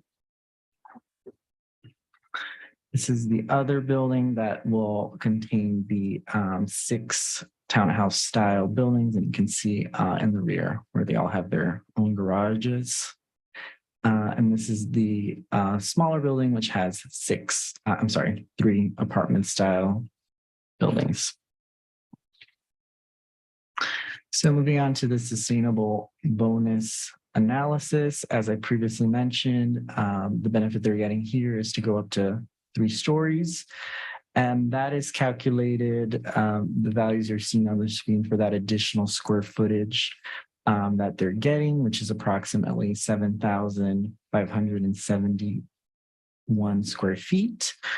When we do our calculations for 750 per square feet, we come up to just over 60,000. So half of that amount gets paid out to the city. And the other amount you would propose on-site improvements, including the Florida Green Building certification and that public art and pocket park I previously mentioned. And obviously these numbers get finalized and determined at permit. And if they come short of those on-site improvements, they can pay additionally to the city. It is our analysis that the project is consistent with the comprehensive plan, strategic plan, and the land development regulations, specifically the conditional use general and specific findings, site design qualitative standards, community appearance criteria, and decision criteria for the sustainable bonus. We have a potential motion here. These next slides are conditions of approval that were included in the staff report. And that concludes staff's presentation. Thank you. Okay, does the applicant have a presentation as well? I do. Abraham, can you do that? Tim Carey for Inhabit Property Group. I'll try to make this as brief as possible. Good evening, good to see you guys again. I do think it's kind of important to give you guys a brief history of what's going on here. There's actually 4 different submissions. We'll talk about the 4th. It's not before you tonight. We'll talk about 3 submissions, but as you can see, this actually sprang from 2 different RFPs. But as Juan correctly noted, we see the whole project as a unified form, as all one project. And that does kind of help to give an idea of how we're trying to build up the area and help the area. A big thing that Abraham noted, which he has to and he should, is that the sustainable bonus is being used here. And I want to just go back to the brief history here that when the RFP was first put out, there were 2 prerequisites. 1, that this building be architecturally significant. And 2, in order to be architecturally significant, you had to, in order to be awarded the RFP, hit 3 stories. And that makes sense. The people who created the RFP were thinking about how you drive into Lake Worth. And if any of us ever have come down Lake Worth Road and we hit that roundabout, you can see why we called it the Perch, because it's the highest point in Lake Worth. And it stands out above everything else, and it welcomes everyone into the downtown area as you head into the city on Lake. So with that in mind, we were trying to not only comply with the RFP and hit 3 stories, which is why we have to hit the sustainable bonus. But on top of that, we wanted to hit that prerequisite, which required us to be architecturally significant. In our humble opinion, we think we've done that, but we'll get into the architecture here in a little bit. Abe, can we go to the next slide, please? So this just gives some of the background on that when the RFP was awarded. And we generally just wanted to figure out how to go about building the best possible development that fit into the fine grain, the fine tapestry in Lake Worth of what you guys have that's so architecturally significant here. You know, it's interesting because I mentioned it's all a unit one project. It's all kind of a unified form that we're trying to go after. And the pandemic actually gave us a moment to press pause. And what happened was Village Flats actually got all the way through site plan approval, and then the pandemic hit. And once the pandemic hit, everything got wayward. And we had a chance to go back and really figure out what was going on, because during that process of getting site plan approval, we did hear from the neighbors and there were some complaints. And once we knew we had to go back to the drawing board, we realized we should be talking to everyone we possibly can. So way before you guys had ordinances, way before it was a requirement, Nestor and I, my partner, he's here tonight, we started going out to neighborhood association meetings. We started meeting with actual neighbors and walking the property. We started explaining to them what they felt would fit best and what we were proposing. And through luck or some kind of form of karma, everything kind of seemed to weld together nicely. And we'll get into what the design was and what the intent was here. Abe, can we go to the next slide? So the question is, if I can see it, it's how do we marry the Lake Worth Beach cottage architecture from the turn of the 20th century to modern townhome style multifamily, and yet still fit into the fine tapestry of architecture in Lake Worth Beach? Sounds easy enough, but it's actually relatively challenging once you get into the different architectural forms. Next slide, Abe. So we did our research. And in doing our research, we read Missing Middle Housing, we did Strong Towns and Soft City. And what we noticed is that, you know, obviously with lots these sizes. We're not building mid-rise buildings, and we're not doing single family because obviously there was a land price for some of this land, and we had to find a way to best position Lake Worth moving forward with as many human scale units as possible. And by that, I mean buildings that fit the streetscape and that feel close to human contact and activate that streetscape. Next slide. And then we found our inspiration. So for those of you who don't know, this is Alley's Beach. It's in the Panhandle. Essentially, these rock star architects who have won several Architectural Digest awards since then built a whole city. And they built it with this type of architecture. Now, this type of architecture is pretty expensive. So we're doing our best to hit it and in some ways exceed it. But in building this whole town, we suddenly figured out that you could build missing middle housing right here in Lake Worth, and it could be architecturally significant, thereby complying with the RFP. Next slide, Dave. So as I said, Nestor and I have met and spoken with the mayor, city commissioners, neighborhood associations, and various neighbors. We've given tours through the vacant lots. We've heard back a lot of feedback. I can tell you that almost all that feedback has been incorporated. And that was one of the best things we realized. In meeting with everyone and meeting with the neighbors, the feedback always made the project better.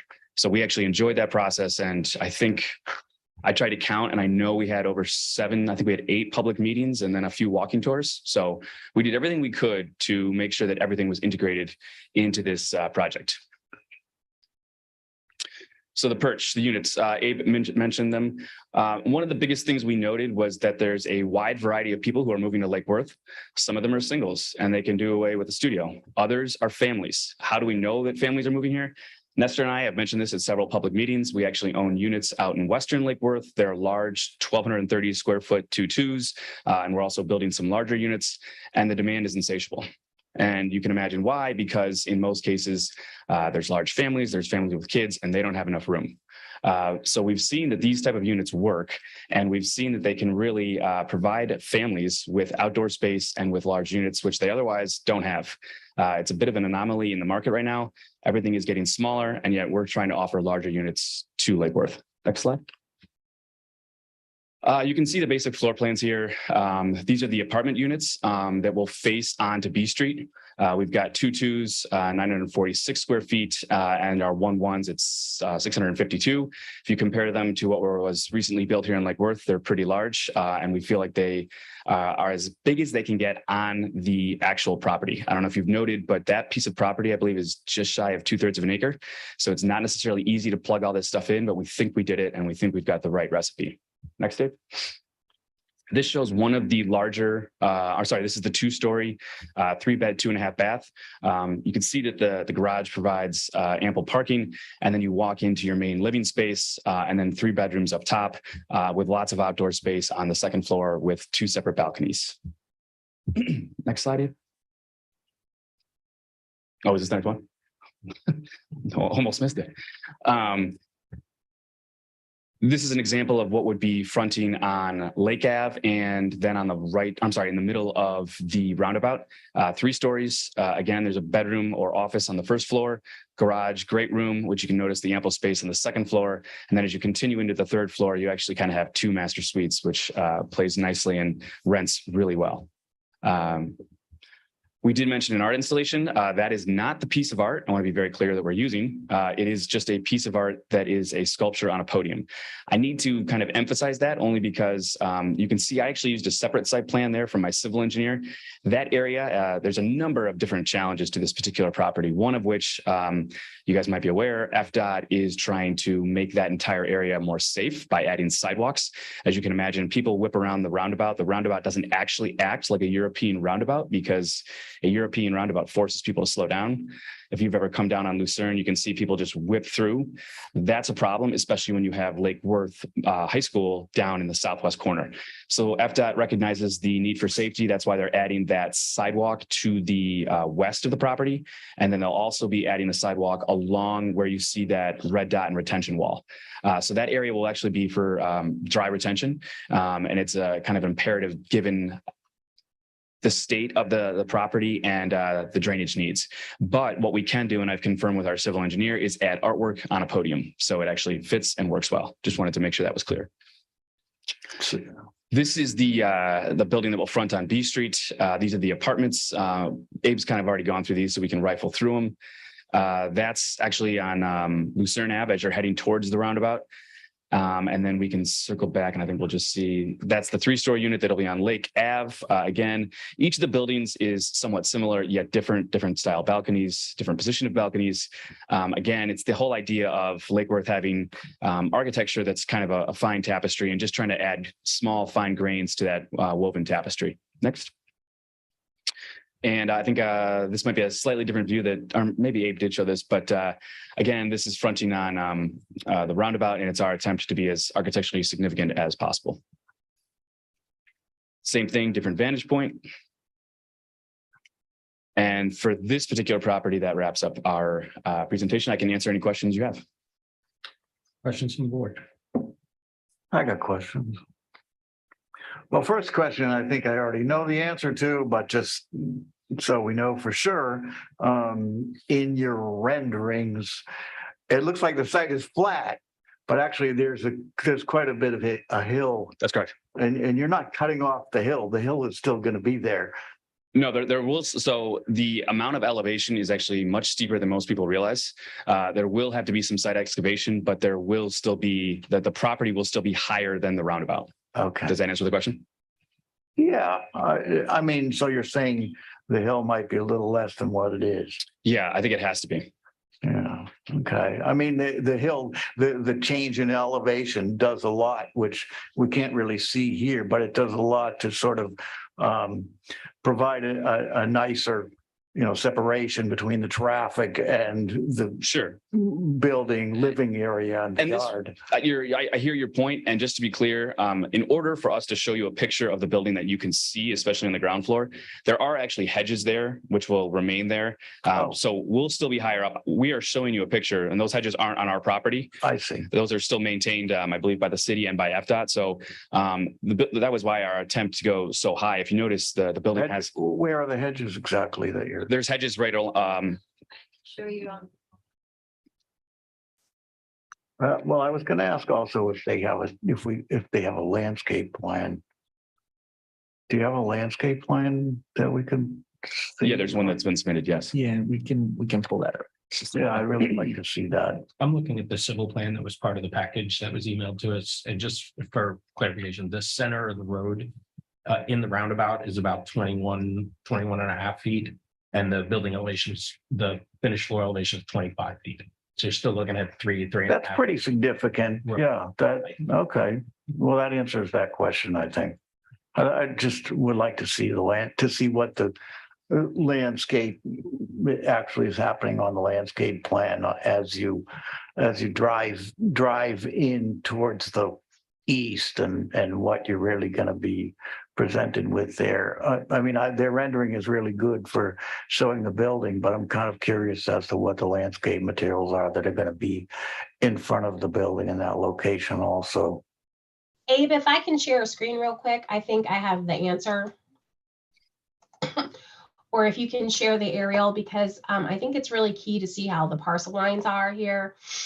If you can open up a GeoNav and zoom to the parcel, because the hedges that he's talking about are actually, well, you can kind of sort of see them. They're actually off the property. Does this show it? You can Yeah, actually Zoom in on that. So you can see the hedges there, and that's actually an FDOT hedge. Oh, I see. Sidewalk then? That's an easement for electric lines. Okay, but it looks like it's paved. Some of it is paved, other is thrown in and it's completely chunked up. Oh, so there's a hedge and there's a bunch of small palm trees that are in front of your property that are actually not part of the property. Am I correct? That's right. Okay.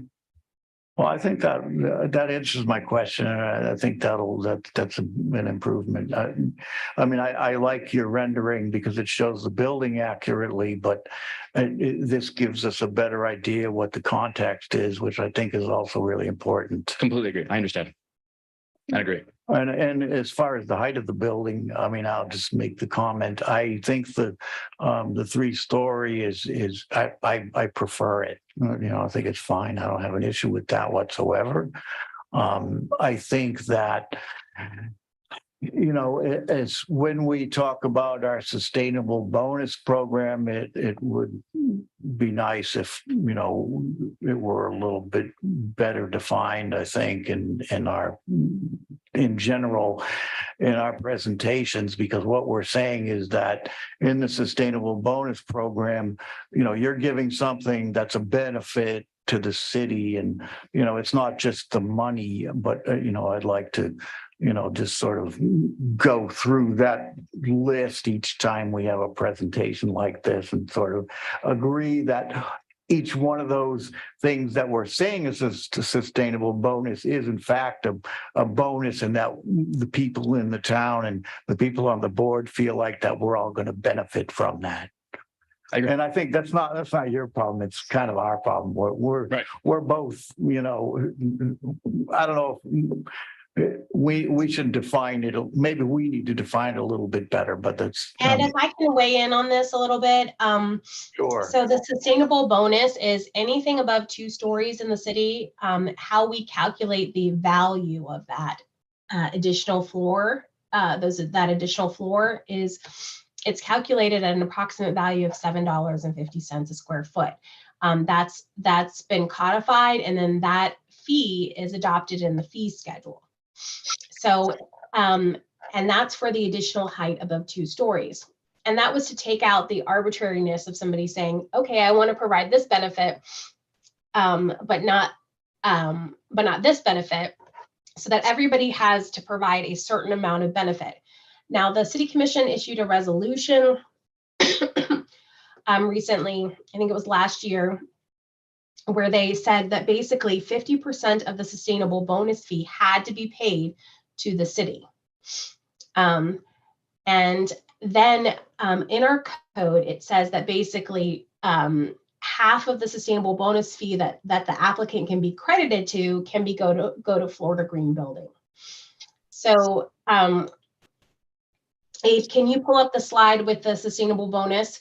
So they have to, by city resolution, pay 50% of the sustainable bonus for anything over the second story.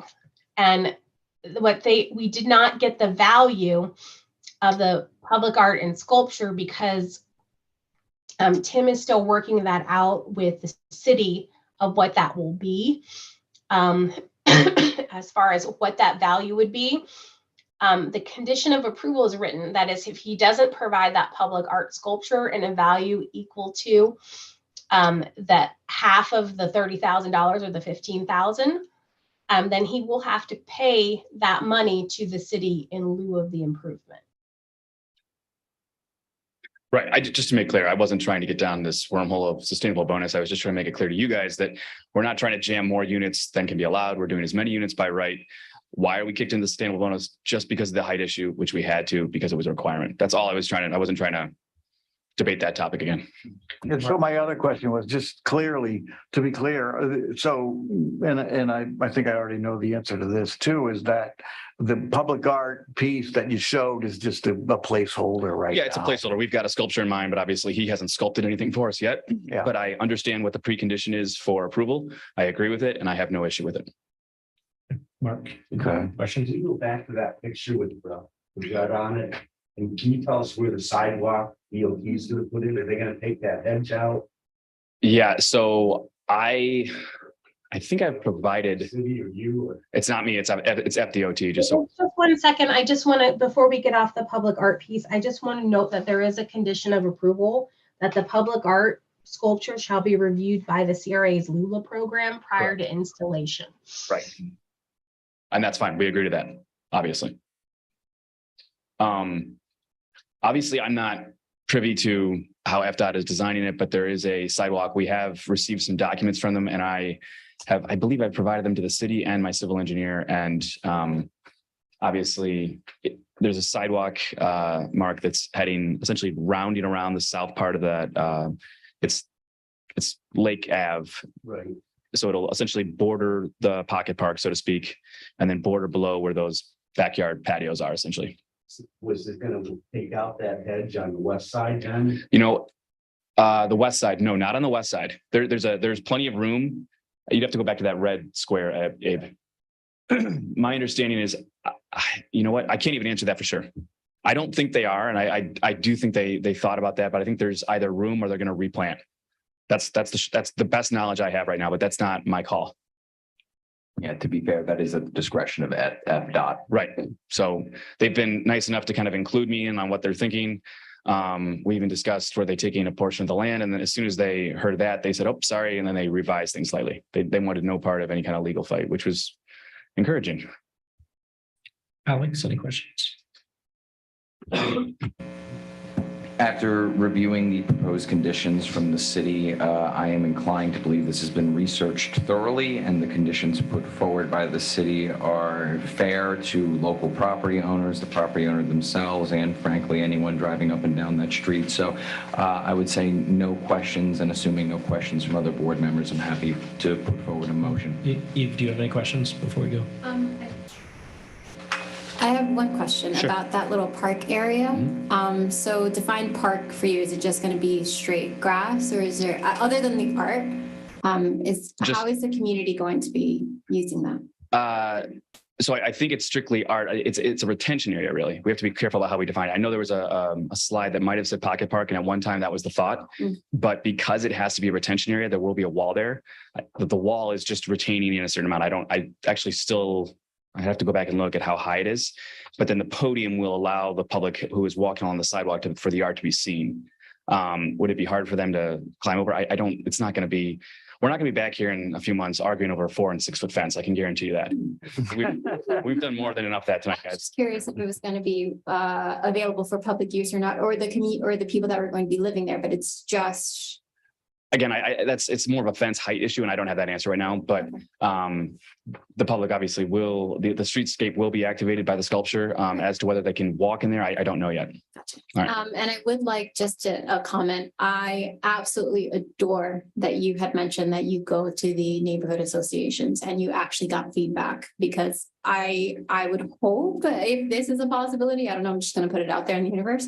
But if it was a requirement for developers to actually get in touch with the public in that way, I would absolutely use you as an example of what we would like. Yeah, public meetings are a requirement. That was why we had one a couple of weeks ago. But that was just us kind of going to the nth degree because we'd already done the meetings. It's really wasn't a huge deal because I just feel like we have a good project that people wanted to buy into. Thank you. So, sure. I would like to move to approve with conditions the request for the major site plan, conditional use permit, and the sustainable bonus and incentive program request for the Perch at 7 North B Street based on the competent and substantial evidence provided in the staff report and in the testimony at this public hearing. I have a second. I'll second. Okay. Motion by Alex, second by Ed. All those in favor, say aye. Hi. Aye. All opposed? Motion passes unanimous. Okay, the next item on the agenda. Could we just real quick, Mr. Vice Chair, say, note on the record that we've had Mr. Samsu Basha and Mr. Compton have left the meeting at this point because they have declared conflicts on these items. So noted. Okay, so the next item is PZB project number 22-014-00030. Staff presentation. Thank you, Mr. Chair. Thank you, Mr. Chair, members of the board. For the record, Scott Rodriguez with Planning and Zoning. The item before you is consideration of a major site plan, conditional use permit, and sustainable bonus incentive program request for the project commonly referred to as the Village Flats 1. That's going to utilize several parcels for the development of 14 multifamily units. This will include or be comprised of 11 townhouse style units and 3 studio units. And the sustainable bonus incentive program that's being requested is for additional height. The request is actually for 2 of the 4 buildings that are being developed. And I'll get to that in a few slides. The bonus request is for 1 story for buildings 2 and 3. And the subject site is on mixed use east and has a future land use designation of mixed use east. Here's a location map showing the number of parcels that are going to be ultimately unified per condition. And this is just east of Southeast Street between Lucerne Avenue and Lake Avenue. And as indicated, this request is for a major site plan, conditional use permit, and sustainable bonus. And again, it's for 2 of the 4 buildings. Here's existing conditions. They are all vacant. And here's another aerial showing that. The surrounding properties does include compatible future land use and zoning districts, mainly single family, multifamily homes, mixed use, and some commercial. The site plan is showing the 14 dwelling units, 11 townhouse style units, 3 studios. As I indicated on the site plan itself, fronting Lucerne, you have buildings 2 and 3, which are going to be comprised of 7 of the townhouse style 3-bedroom units. Buildings 1 and 4 are along Lake Avenue. And building 4 is actually going to have attached to it the 3 studios. As you can see, there's a range of square footage living area. And the applicant did provide with the site plan 45 parking spaces. 22 of those spaces are garage spaces, 10 are off street, and 13 are on street spaces. Here is building 1 rendering, I believe fronting Lake Avenue. Buildings 2 and 3. And then we have finally building 4 rendering. The elevations for building 1, you can see the garage placements and the architecture. 2 and 3, again, showing the garage parking. And building 4 elevations. The sustainable bonus for this project is fee required to the city is $50,000 and $197. And total sustainable bonus fee, 50% shall be paid to the city. And the applicant did provide qualifying incentive amount, or I should say qualifying incentive utilizing Florida Green Building. And there may be some additional qualifying incentives that will be added later on. But at the time that this was published, we just incorporated the additional height to be total cost $37,648. The analysis is consistent with the comprehensive plan, strategic plan, and the land development regulations. And these are the motions. Staff is recommending approval with conditions. And the motions, I believe, are on page 10 of the staff report. And the conditions are following, can be reviewed in this presentation, and that concludes my presentation. Okay, applicant presentation. Yep. Tim Carey again for Hrpb Property Group. Might be a little overlap here, but we should be good to go.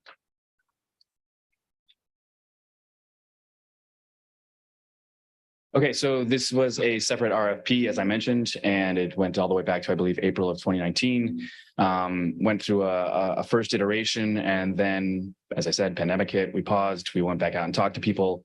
With this particular project, there was a few complaints about the garage pickup, about the dumpster, about the height. There were all sorts of stuff. So we decided to scale back and rejigger things around, and this is what we've come up with. Abe, next slide. So as I said, the prerequisites for this RFP were a little different. The land was acquired with NSP2 federal funds, which were used to purchase the land. And as a result, we had a prerequisite that we had to either provide live work units or workforce units. So we've done that. And again, I'm only mentioning this because of the height. I'm not going to mention that other phrase we've just talked about, but that's why you see the 3 stories here. We could not figure out another way to put in live work units in a 2-story building. It was just too tight. So we went to 3 stories here, and we think we've again achieved a slightly different look. The idea with Village Flats is that the units are a little bit softer and slightly different than what you see at the Perch, yet still in the same family. I'm trying to think. Okay, you can go to the next slide. That was just the first iteration. I'm just showing you to kind of give you a sense. We actually had a public meeting last week, and not that I was surprised because people in Lake Worth are pretty civically minded, but we had over 20 people show up, and those 20 people had questions. And one of the things they said was that the height was an issue for them and that they were a little concerned. So that when they heard that it was going down to 3 stories and they saw the renderings, Nestor was there. I think he can confirm that they were overwhelmingly positive. We were delighted by the enthusiasm we heard. Next slide. So again, what was the inspiration? And with Village Flats, we really tried to figure out how do you, again, marry the architecture from Lake Worth. And as you can see, some of the awnings here, the gabled roofs, we really felt like if we can do something with some height that kind of at least was inspired by the Lake Worth cottages, we're probably in the right strike zone. Next slide. And that's another inspiration. That's just one of my favorite cottages. I love the framing there with the palm trees, and the bungalow style works well. It's not exactly what we're going for with our architecture, but at least it kind of got us thinking. This again shows the folks that we were working with all throughout the process. Royal Poinciana Neighborhood Association Group, Tropical Ridge Neighborhood Association Group. We had several meetings with the CRA that were all available to the public. And obviously, as always, and I always say this because it's just so damn true. This is community sustainability, the staff here, they were unbelievable throughout the whole process. They always are. Aaron, Scott, we're so glad to have Abe back. Thank God we missed him. So it's very true. We were working with people all along just to make sure that was clear, just like the Perch. Next slide. Okay, so this is what I mentioned. 3 projects we're going to talk about here tonight, but the one in red, I'm just going to mention briefly. It's not up for debate here tonight. It's actually less than 7,500 square feet. I will show you a rendering later. Because it's less than 7,500 square feet, it can just go straight in for permit. So it's part of Village Flats. It's already in for permit. We do have comments back. We'll be responding, I think, next week. But I just want to give you a sense of the overall project. You're not voting on the red piece, but this is what the overall project looks like, pardon me. We'll talk about the piece to the far left in a few minutes here, but the piece we're currently concerned with is what we lovingly call the horseshoe, which is to the right. Next slide. That just gives us a rendering again, shows you the live work units. And the idea behind the live work units obviously is part of that NSP2 funds that we discussed briefly. That's how the CRA was able to acquire the land. And to comply with that, we either have to spur jobs and bringing in foot traffic to the area or workforce units. We're doing both, which I failed to mention earlier, but we do have some workforce units that we're also working on. So it's all part of this integrated piece so that we can comply with the NSP2 funds. Next slide. So this just gives the first floor of the live work units. You can see where the office space is, full bathroom, closet space along with the garage, ample space for a business to run out of, whether you're a masseuse, psychiatrist, perhaps even a solo practitioner, attorney, it all works. Next slide. Second floor, you can see we've got a tremendous amount of space, enough space, in fact, for a great room, your dining room and your kitchen all in one. That's pretty rare for most townhomes that Nestor and I either run or have walked through. We've got a great amount of space here, and it really, the residents and the tenants and or potential tenants, I should say, who have seen it have been pretty excited. Next slide. Here you have the third floor. It lays out the 3 bedrooms, one with a master suite and the other 2 bedrooms. So just wanted to give you a sense of what kind of floor plan was behind the rendering.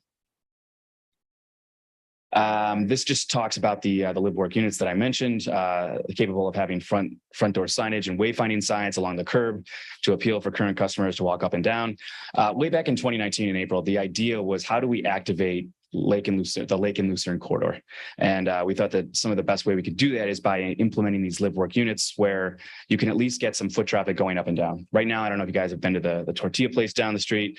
There are some restaurants there that are tremendous, but we think we can add to that. And having small businesses there obviously can just kind of stretch out from what is just across the street here, the main thoroughfare for Lake Worth. So that's the intention, and that's why we kind of hit on the live work units, and you can see what some of the benefits are there. This shifts then to what fronts on Lake Ave. Abe had a slide of this earlier. These units then have a different floor plan, and we're actually pretty excited about these particular units. It's a townhouse in front, and then a detached garage out back with a studio up top. The reason that the local residents are so excited about that is that so often, as I mentioned before with the perch, there's a lack of diversity of units in so many of these projects. If you look at what we have, we run the gamut here. We have everything from what could be considered a 4-bedroom, 3-bath, all the way down to a studio and everything in between. That kind of diversity of units really, really excited the local residents. It allows all sorts of different combinations, whether it's a family living up front and grandma and back, or a family living in front and just a friend living out back. There's all sorts of different combinations that can work here. And anyone we've described it to has been pretty excited by it. Next slide. This you can see just essentially what I described on the left with the bullet points, and then the studio floor plan is right there. I believe we're at 425, maybe a little less than that. But 425, it sounds small to some people. I've lived that lifestyle before, and for some people it works. It's not for everyone, but given the rate at which rents are going in other parts of the city, it's just an option that we're trying to provide for that particular segment of the population. So then this just goes into the floor plan for the first and second floor of the townhome you just saw. Again, large spaces, 3-bedroom, 3-bath on the right. And again, real large first floor space for both dining room, great room, and kitchen. Perfect for families. This is the side view I wanted to show you guys. So you can see where the studio unit is up top on the left, and then there's a small courtyard in the bottom. So entertainment space in between the units with a courtyard, and then also a front patio. And on top, you can also see to the right there, you can just see that green awning. So balcony up top, patio down below, and a courtyard in the middle with garage driveway just where I think that's a white Mustang just to the left there. If you see that. So we tried to pack as much as we could in that everyone would appreciate. Abe, next slide. Perfect. So this is what you're not voting on. This is what's already in for submittal. It's just the same floor plan, same setup, 2 townhomes, 2 studios in back. It's in for permit, but I just wanted to give you guys a sense of what's coming and what we're trying to push forward. You're not voting on it, but it's all part of the whole integrated project that we've been discussing all evening. Next slide, Abe. I put this in here and we don't have to talk about it right now because we'll talk about it in a few minutes. Is that it? Keep going. Next. Yeah. All right. At this time, I'll take any questions. Ed, want to start with you? Couple questions. Not much for you. It was a very thorough presentation. Thank you. Building 4 here, it says this must be a mistake. It says under the height, building height, it says building 4, 2-story, 16.75 feet. That must be a mistake. I believe you're looking at our next item of business. Just for reference, I believe we're looking at project number ending in 0. Am I looking at the wrong one? Yeah, To this 0 3. Ends in 30. Yeah. That's the one. So yeah, I think it was just a typo here. I would assume so. I don't think we're building in 16 or almost 17 feet. I see that under setback where it says 16 feet. Is that what you're referring to? I think that's the front setback. Actually, it's under building height. Yeah, if you look on page 4 and under building height max, building 4 does say 16.75 feet. So that has to be Typo. Sorry. has to be incorrect. Yep. That's probably why the building 4, I think, has the gable, this kind of steep gable. So Right. 16 might be your Y, which would be eventually. So We're well under the. parking, you have an awful lot of parking. You've got 45 spaces proposed with only, It's because there's both street parking and garage parking. I see. Do you want to Because- just show us on the Yeah. site plan? If Abe, you can just get back to your slide presentation probably has it. I mean, we don't have regulations for maximum parking as they do in West Palm Beach and in other cities. But it's something we need to start thinking about.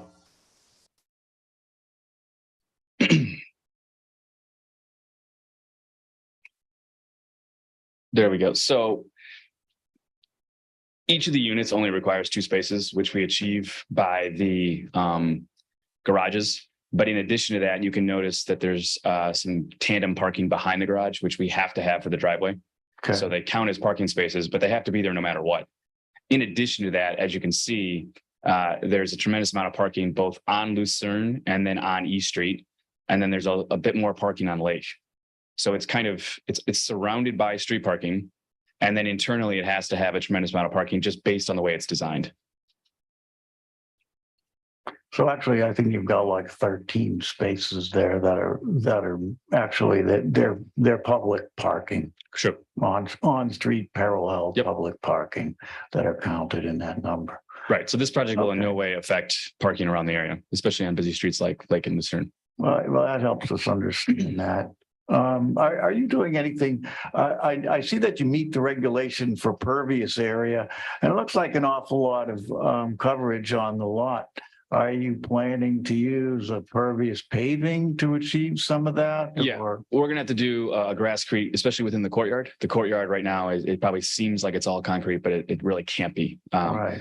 My understanding is that both for the FAR and the impervious pervious, we're real close or a little bit over. But once we take those areas out and include grasscrete, we should be fine. Okay. Well, I mean, it's great that you can meet the regulation, and so, that's fine. All right, that's all I have for now. Mark, any questions? Alex? I am particularly happy to see this lot developed. I believe and have long believed that integration of small business and homes on our main streets is a winning combination. I guess I'm a little biased coming from small Delaware River Valley towns where that was pretty common. But regardless, no questions, only excitement. After reviewing the conditions from the city, everything seems right in line. Thank you. My only question is, and I don't know if it was clear on the report, but are these for purchase or for rent? All for rent. All for rent. Okay. If there's no other questions, I'll entertain a motion. I'd like to move to approve with the conditions, I move to approve with conditions the request for the major site plan, conditional use permit, and sustainable bonus initiative request for the project commonly referred to as the Village Flats 1, located at 1207, 1209, 1211, 1213, and 1215 Lucerne Avenue, and 1216, 1220, 1230 Lake Avenue, based upon the competent and substantial evidence provided in the staff report and in the testimony at this public hearing. Is there a second? Sure, I'll second. Okay, motion by Alex, second by Ed. All those in favor, say aye. Aye. Aye. All opposed? Passes unanimously. Okay, next item on the agenda. PZB project number 22-014-00040. Staff presentation. Again, this is Abraham Fogel for the record.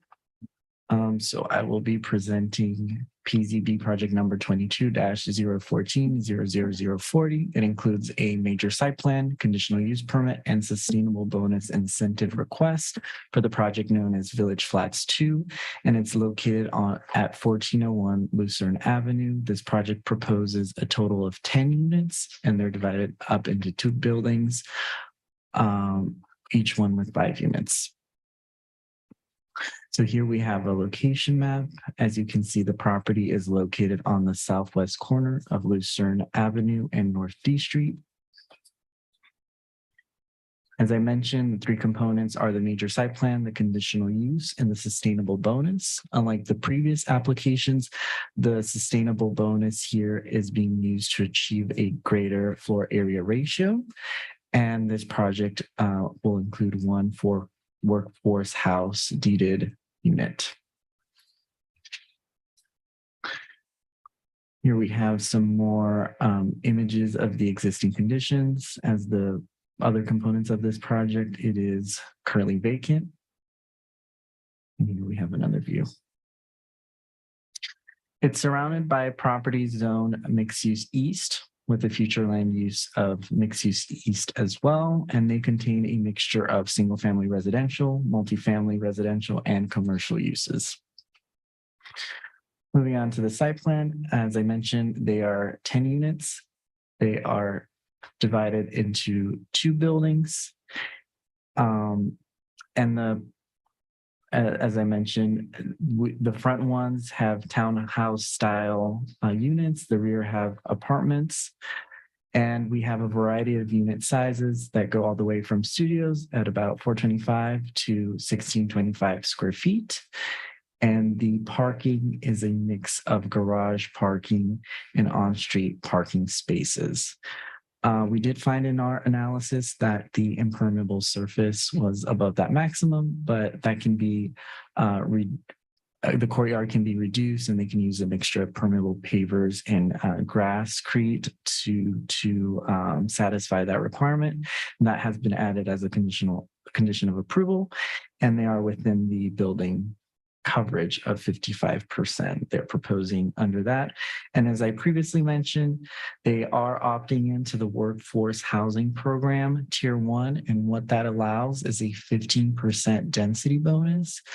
Through straight zoning, you would achieve 9 units. And by utilizing that density bonus, you get that additional unit. So that's the only one that would need to be deed restricted. And we've added conditions of approval to ensure this is carried out. Moving on to the elevations, this is the view from Lucerne Avenue. Here's another perspective. And here we see the secondary building that has the garages on the first floor and the studios above. This is the view from the alley. Moving on to the elevations. Again, here we're seeing the townhouse style buildings. And just to talk a little bit about the architecture, since I didn't mention it in the previous presentation, it is Anglo-Caribbean, and they've chosen a variety of exterior finishes, such as the smooth stucco, decorative shutters, eaves, trim, and awnings that are consistent with that architectural style. And the design is also utilizing aluminum sliding windows with divided light patterns that replicate casement windows, which are common in this style. And one of the most prominent features that we've seen in all of these buildings is that decorative parapet. Here we have again a view of the rear building with the primary building in the background.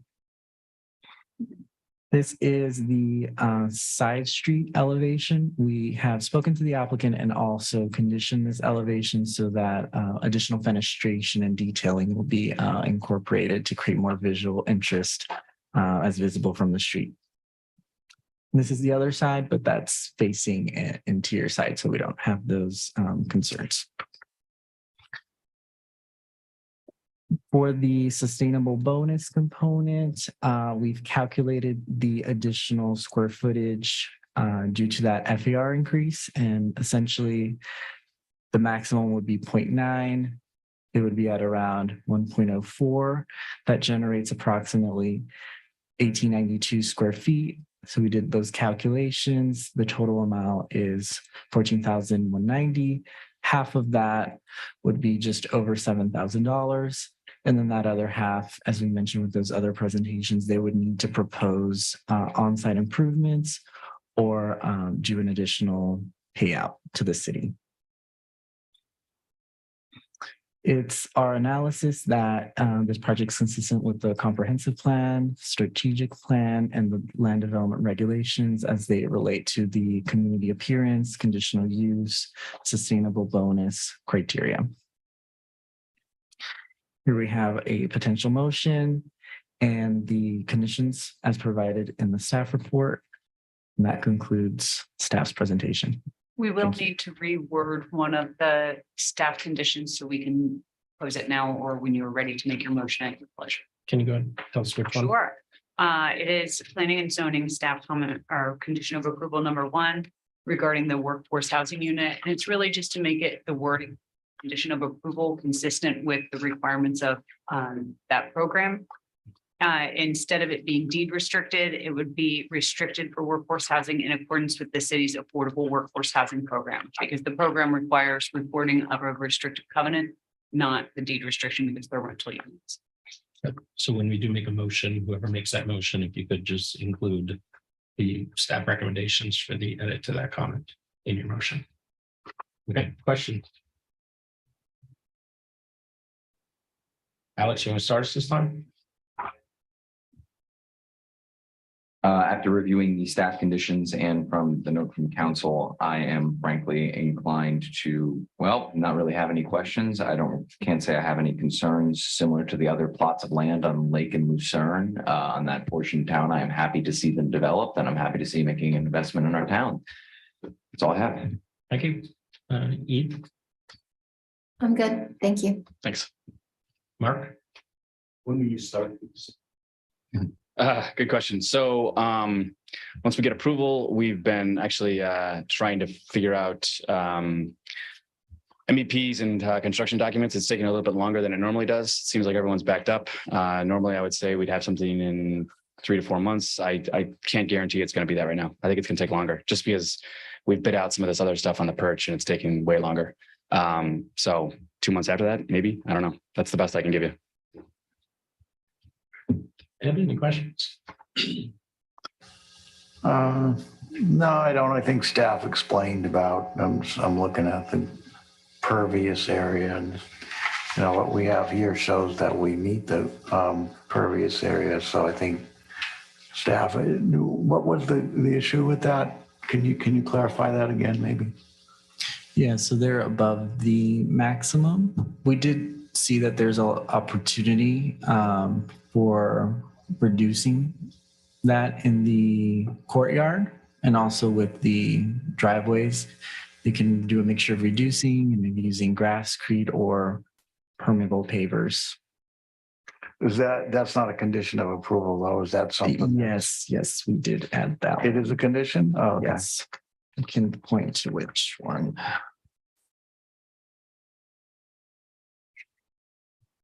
I think you reviewed all the conditions of approval. Correct. It was 9E under planning and zoning.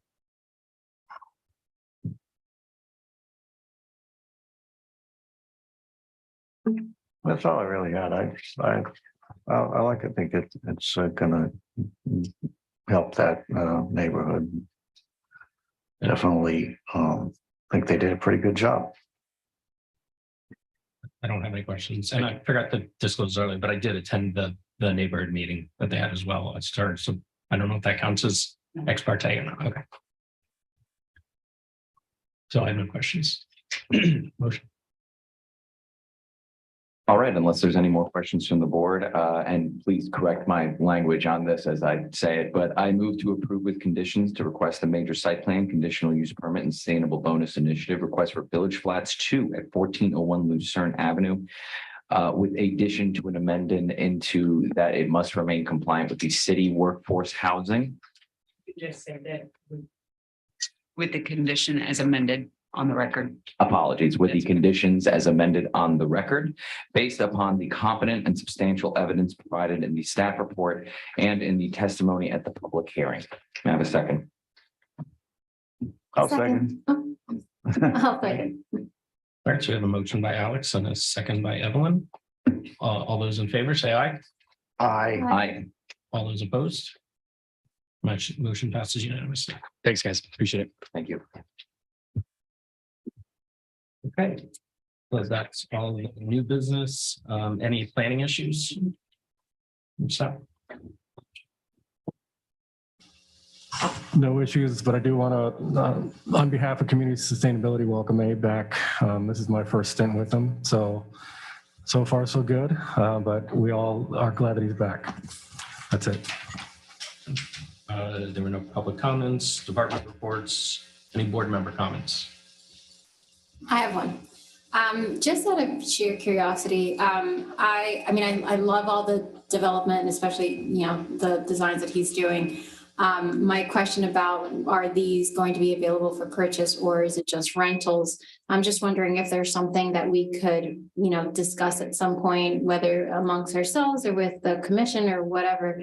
If there's any opportunity to create, like to create the development that we're seeing here, but be able to give the community the chance to become homeowners, essentially. And I was just wondering if that's something that we might discuss in some legal matter. That's not something you can require. No, I know it's not something that you can require, but I'm just wondering if that's maybe a discussion we can have with the commissioners or something, if we can maybe put it out there that maybe this is something that we are also looking for, because I think that it's not just we need housing for renters. People that are renting here are eventually, because they have already been kind of rented out, you know, financially. And I think giving the public the opportunity to become homeowners, to stay here in the city that they love. I just was wondering if that's something that. So if I comment quickly on that, because we talked before, and I am working on, I guess staff kind of said if I put together a list of things that I want to discuss as a joint meeting between us and Hrpb, and I am working on that. It's going to take me some time, so it'll be sometime in next year, and I'm trying to kind of go through the code and things that I think would improve. I think that we could, as part of that, include a suggestion, because there is within the workforce housing ordinance and within the sustainability, there's money being paid to the city. And the city, I think, is currently in conversations about how that money should be earmarked and how it should be spent. But one of the things that the county does, and if we can leverage programs for down payment assistance, is a good way to provide, you know, to stabilize neighborhoods. And, you know, especially when you talk about gentrification and things like that, the people that are there existing, living in Lake Worth, if we had a program to provide some of that money that the city is getting as payment for these different programs in the sustainable bonus, they might be able to create a program for down payment assistance. And I think that'd be a great thing for the city. So we can always make that recommendation, whether the commission follows through on it. But in order to even make a recommendation, we have to have the workshop. There's, I've learned there's a lot of steps. So I think I'll just add that you can make the recommendation to establish a program to encourage homeownership. But as Elizabeth said, that's outside of the purview. In zoning, we cannot regulate housing tenure or require ownership versus rental housing as part of your applications. So that's that's a separate discussion. So just make sure that that line is clear in your heads, because that's the wrong, we can't go down that road. No, I wasn't planning on it, but thank you for the clarification.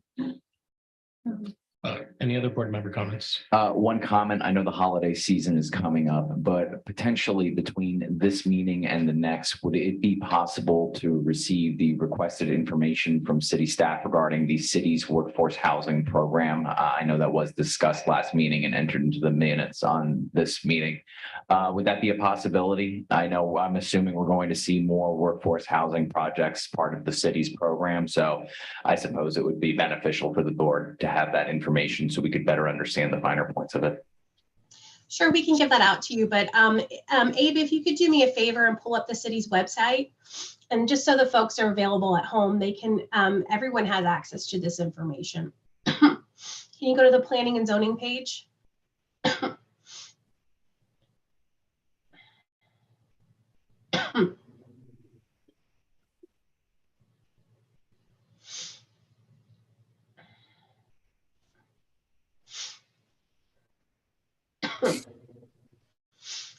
So you can just Google Lake Worth Beach Planning and Zoning, and this comes up to our planning and zoning page. And you can see here, it says our land development regulations. So if you go up to the home button, I'm just going to show you everyone where it is. It's ordinance 2022-12. You can select that. And then if anybody's interested in seeing the language, it's on the webpage. This has the whereas clauses. This will soon be codified, so it'll soon be part of the LDRs. We codify once or twice a year if the clerk orders it.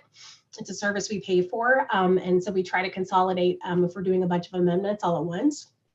But just so we're happy to send to the board as a PDF. But this is where that language is if folks from the public want to access it as well.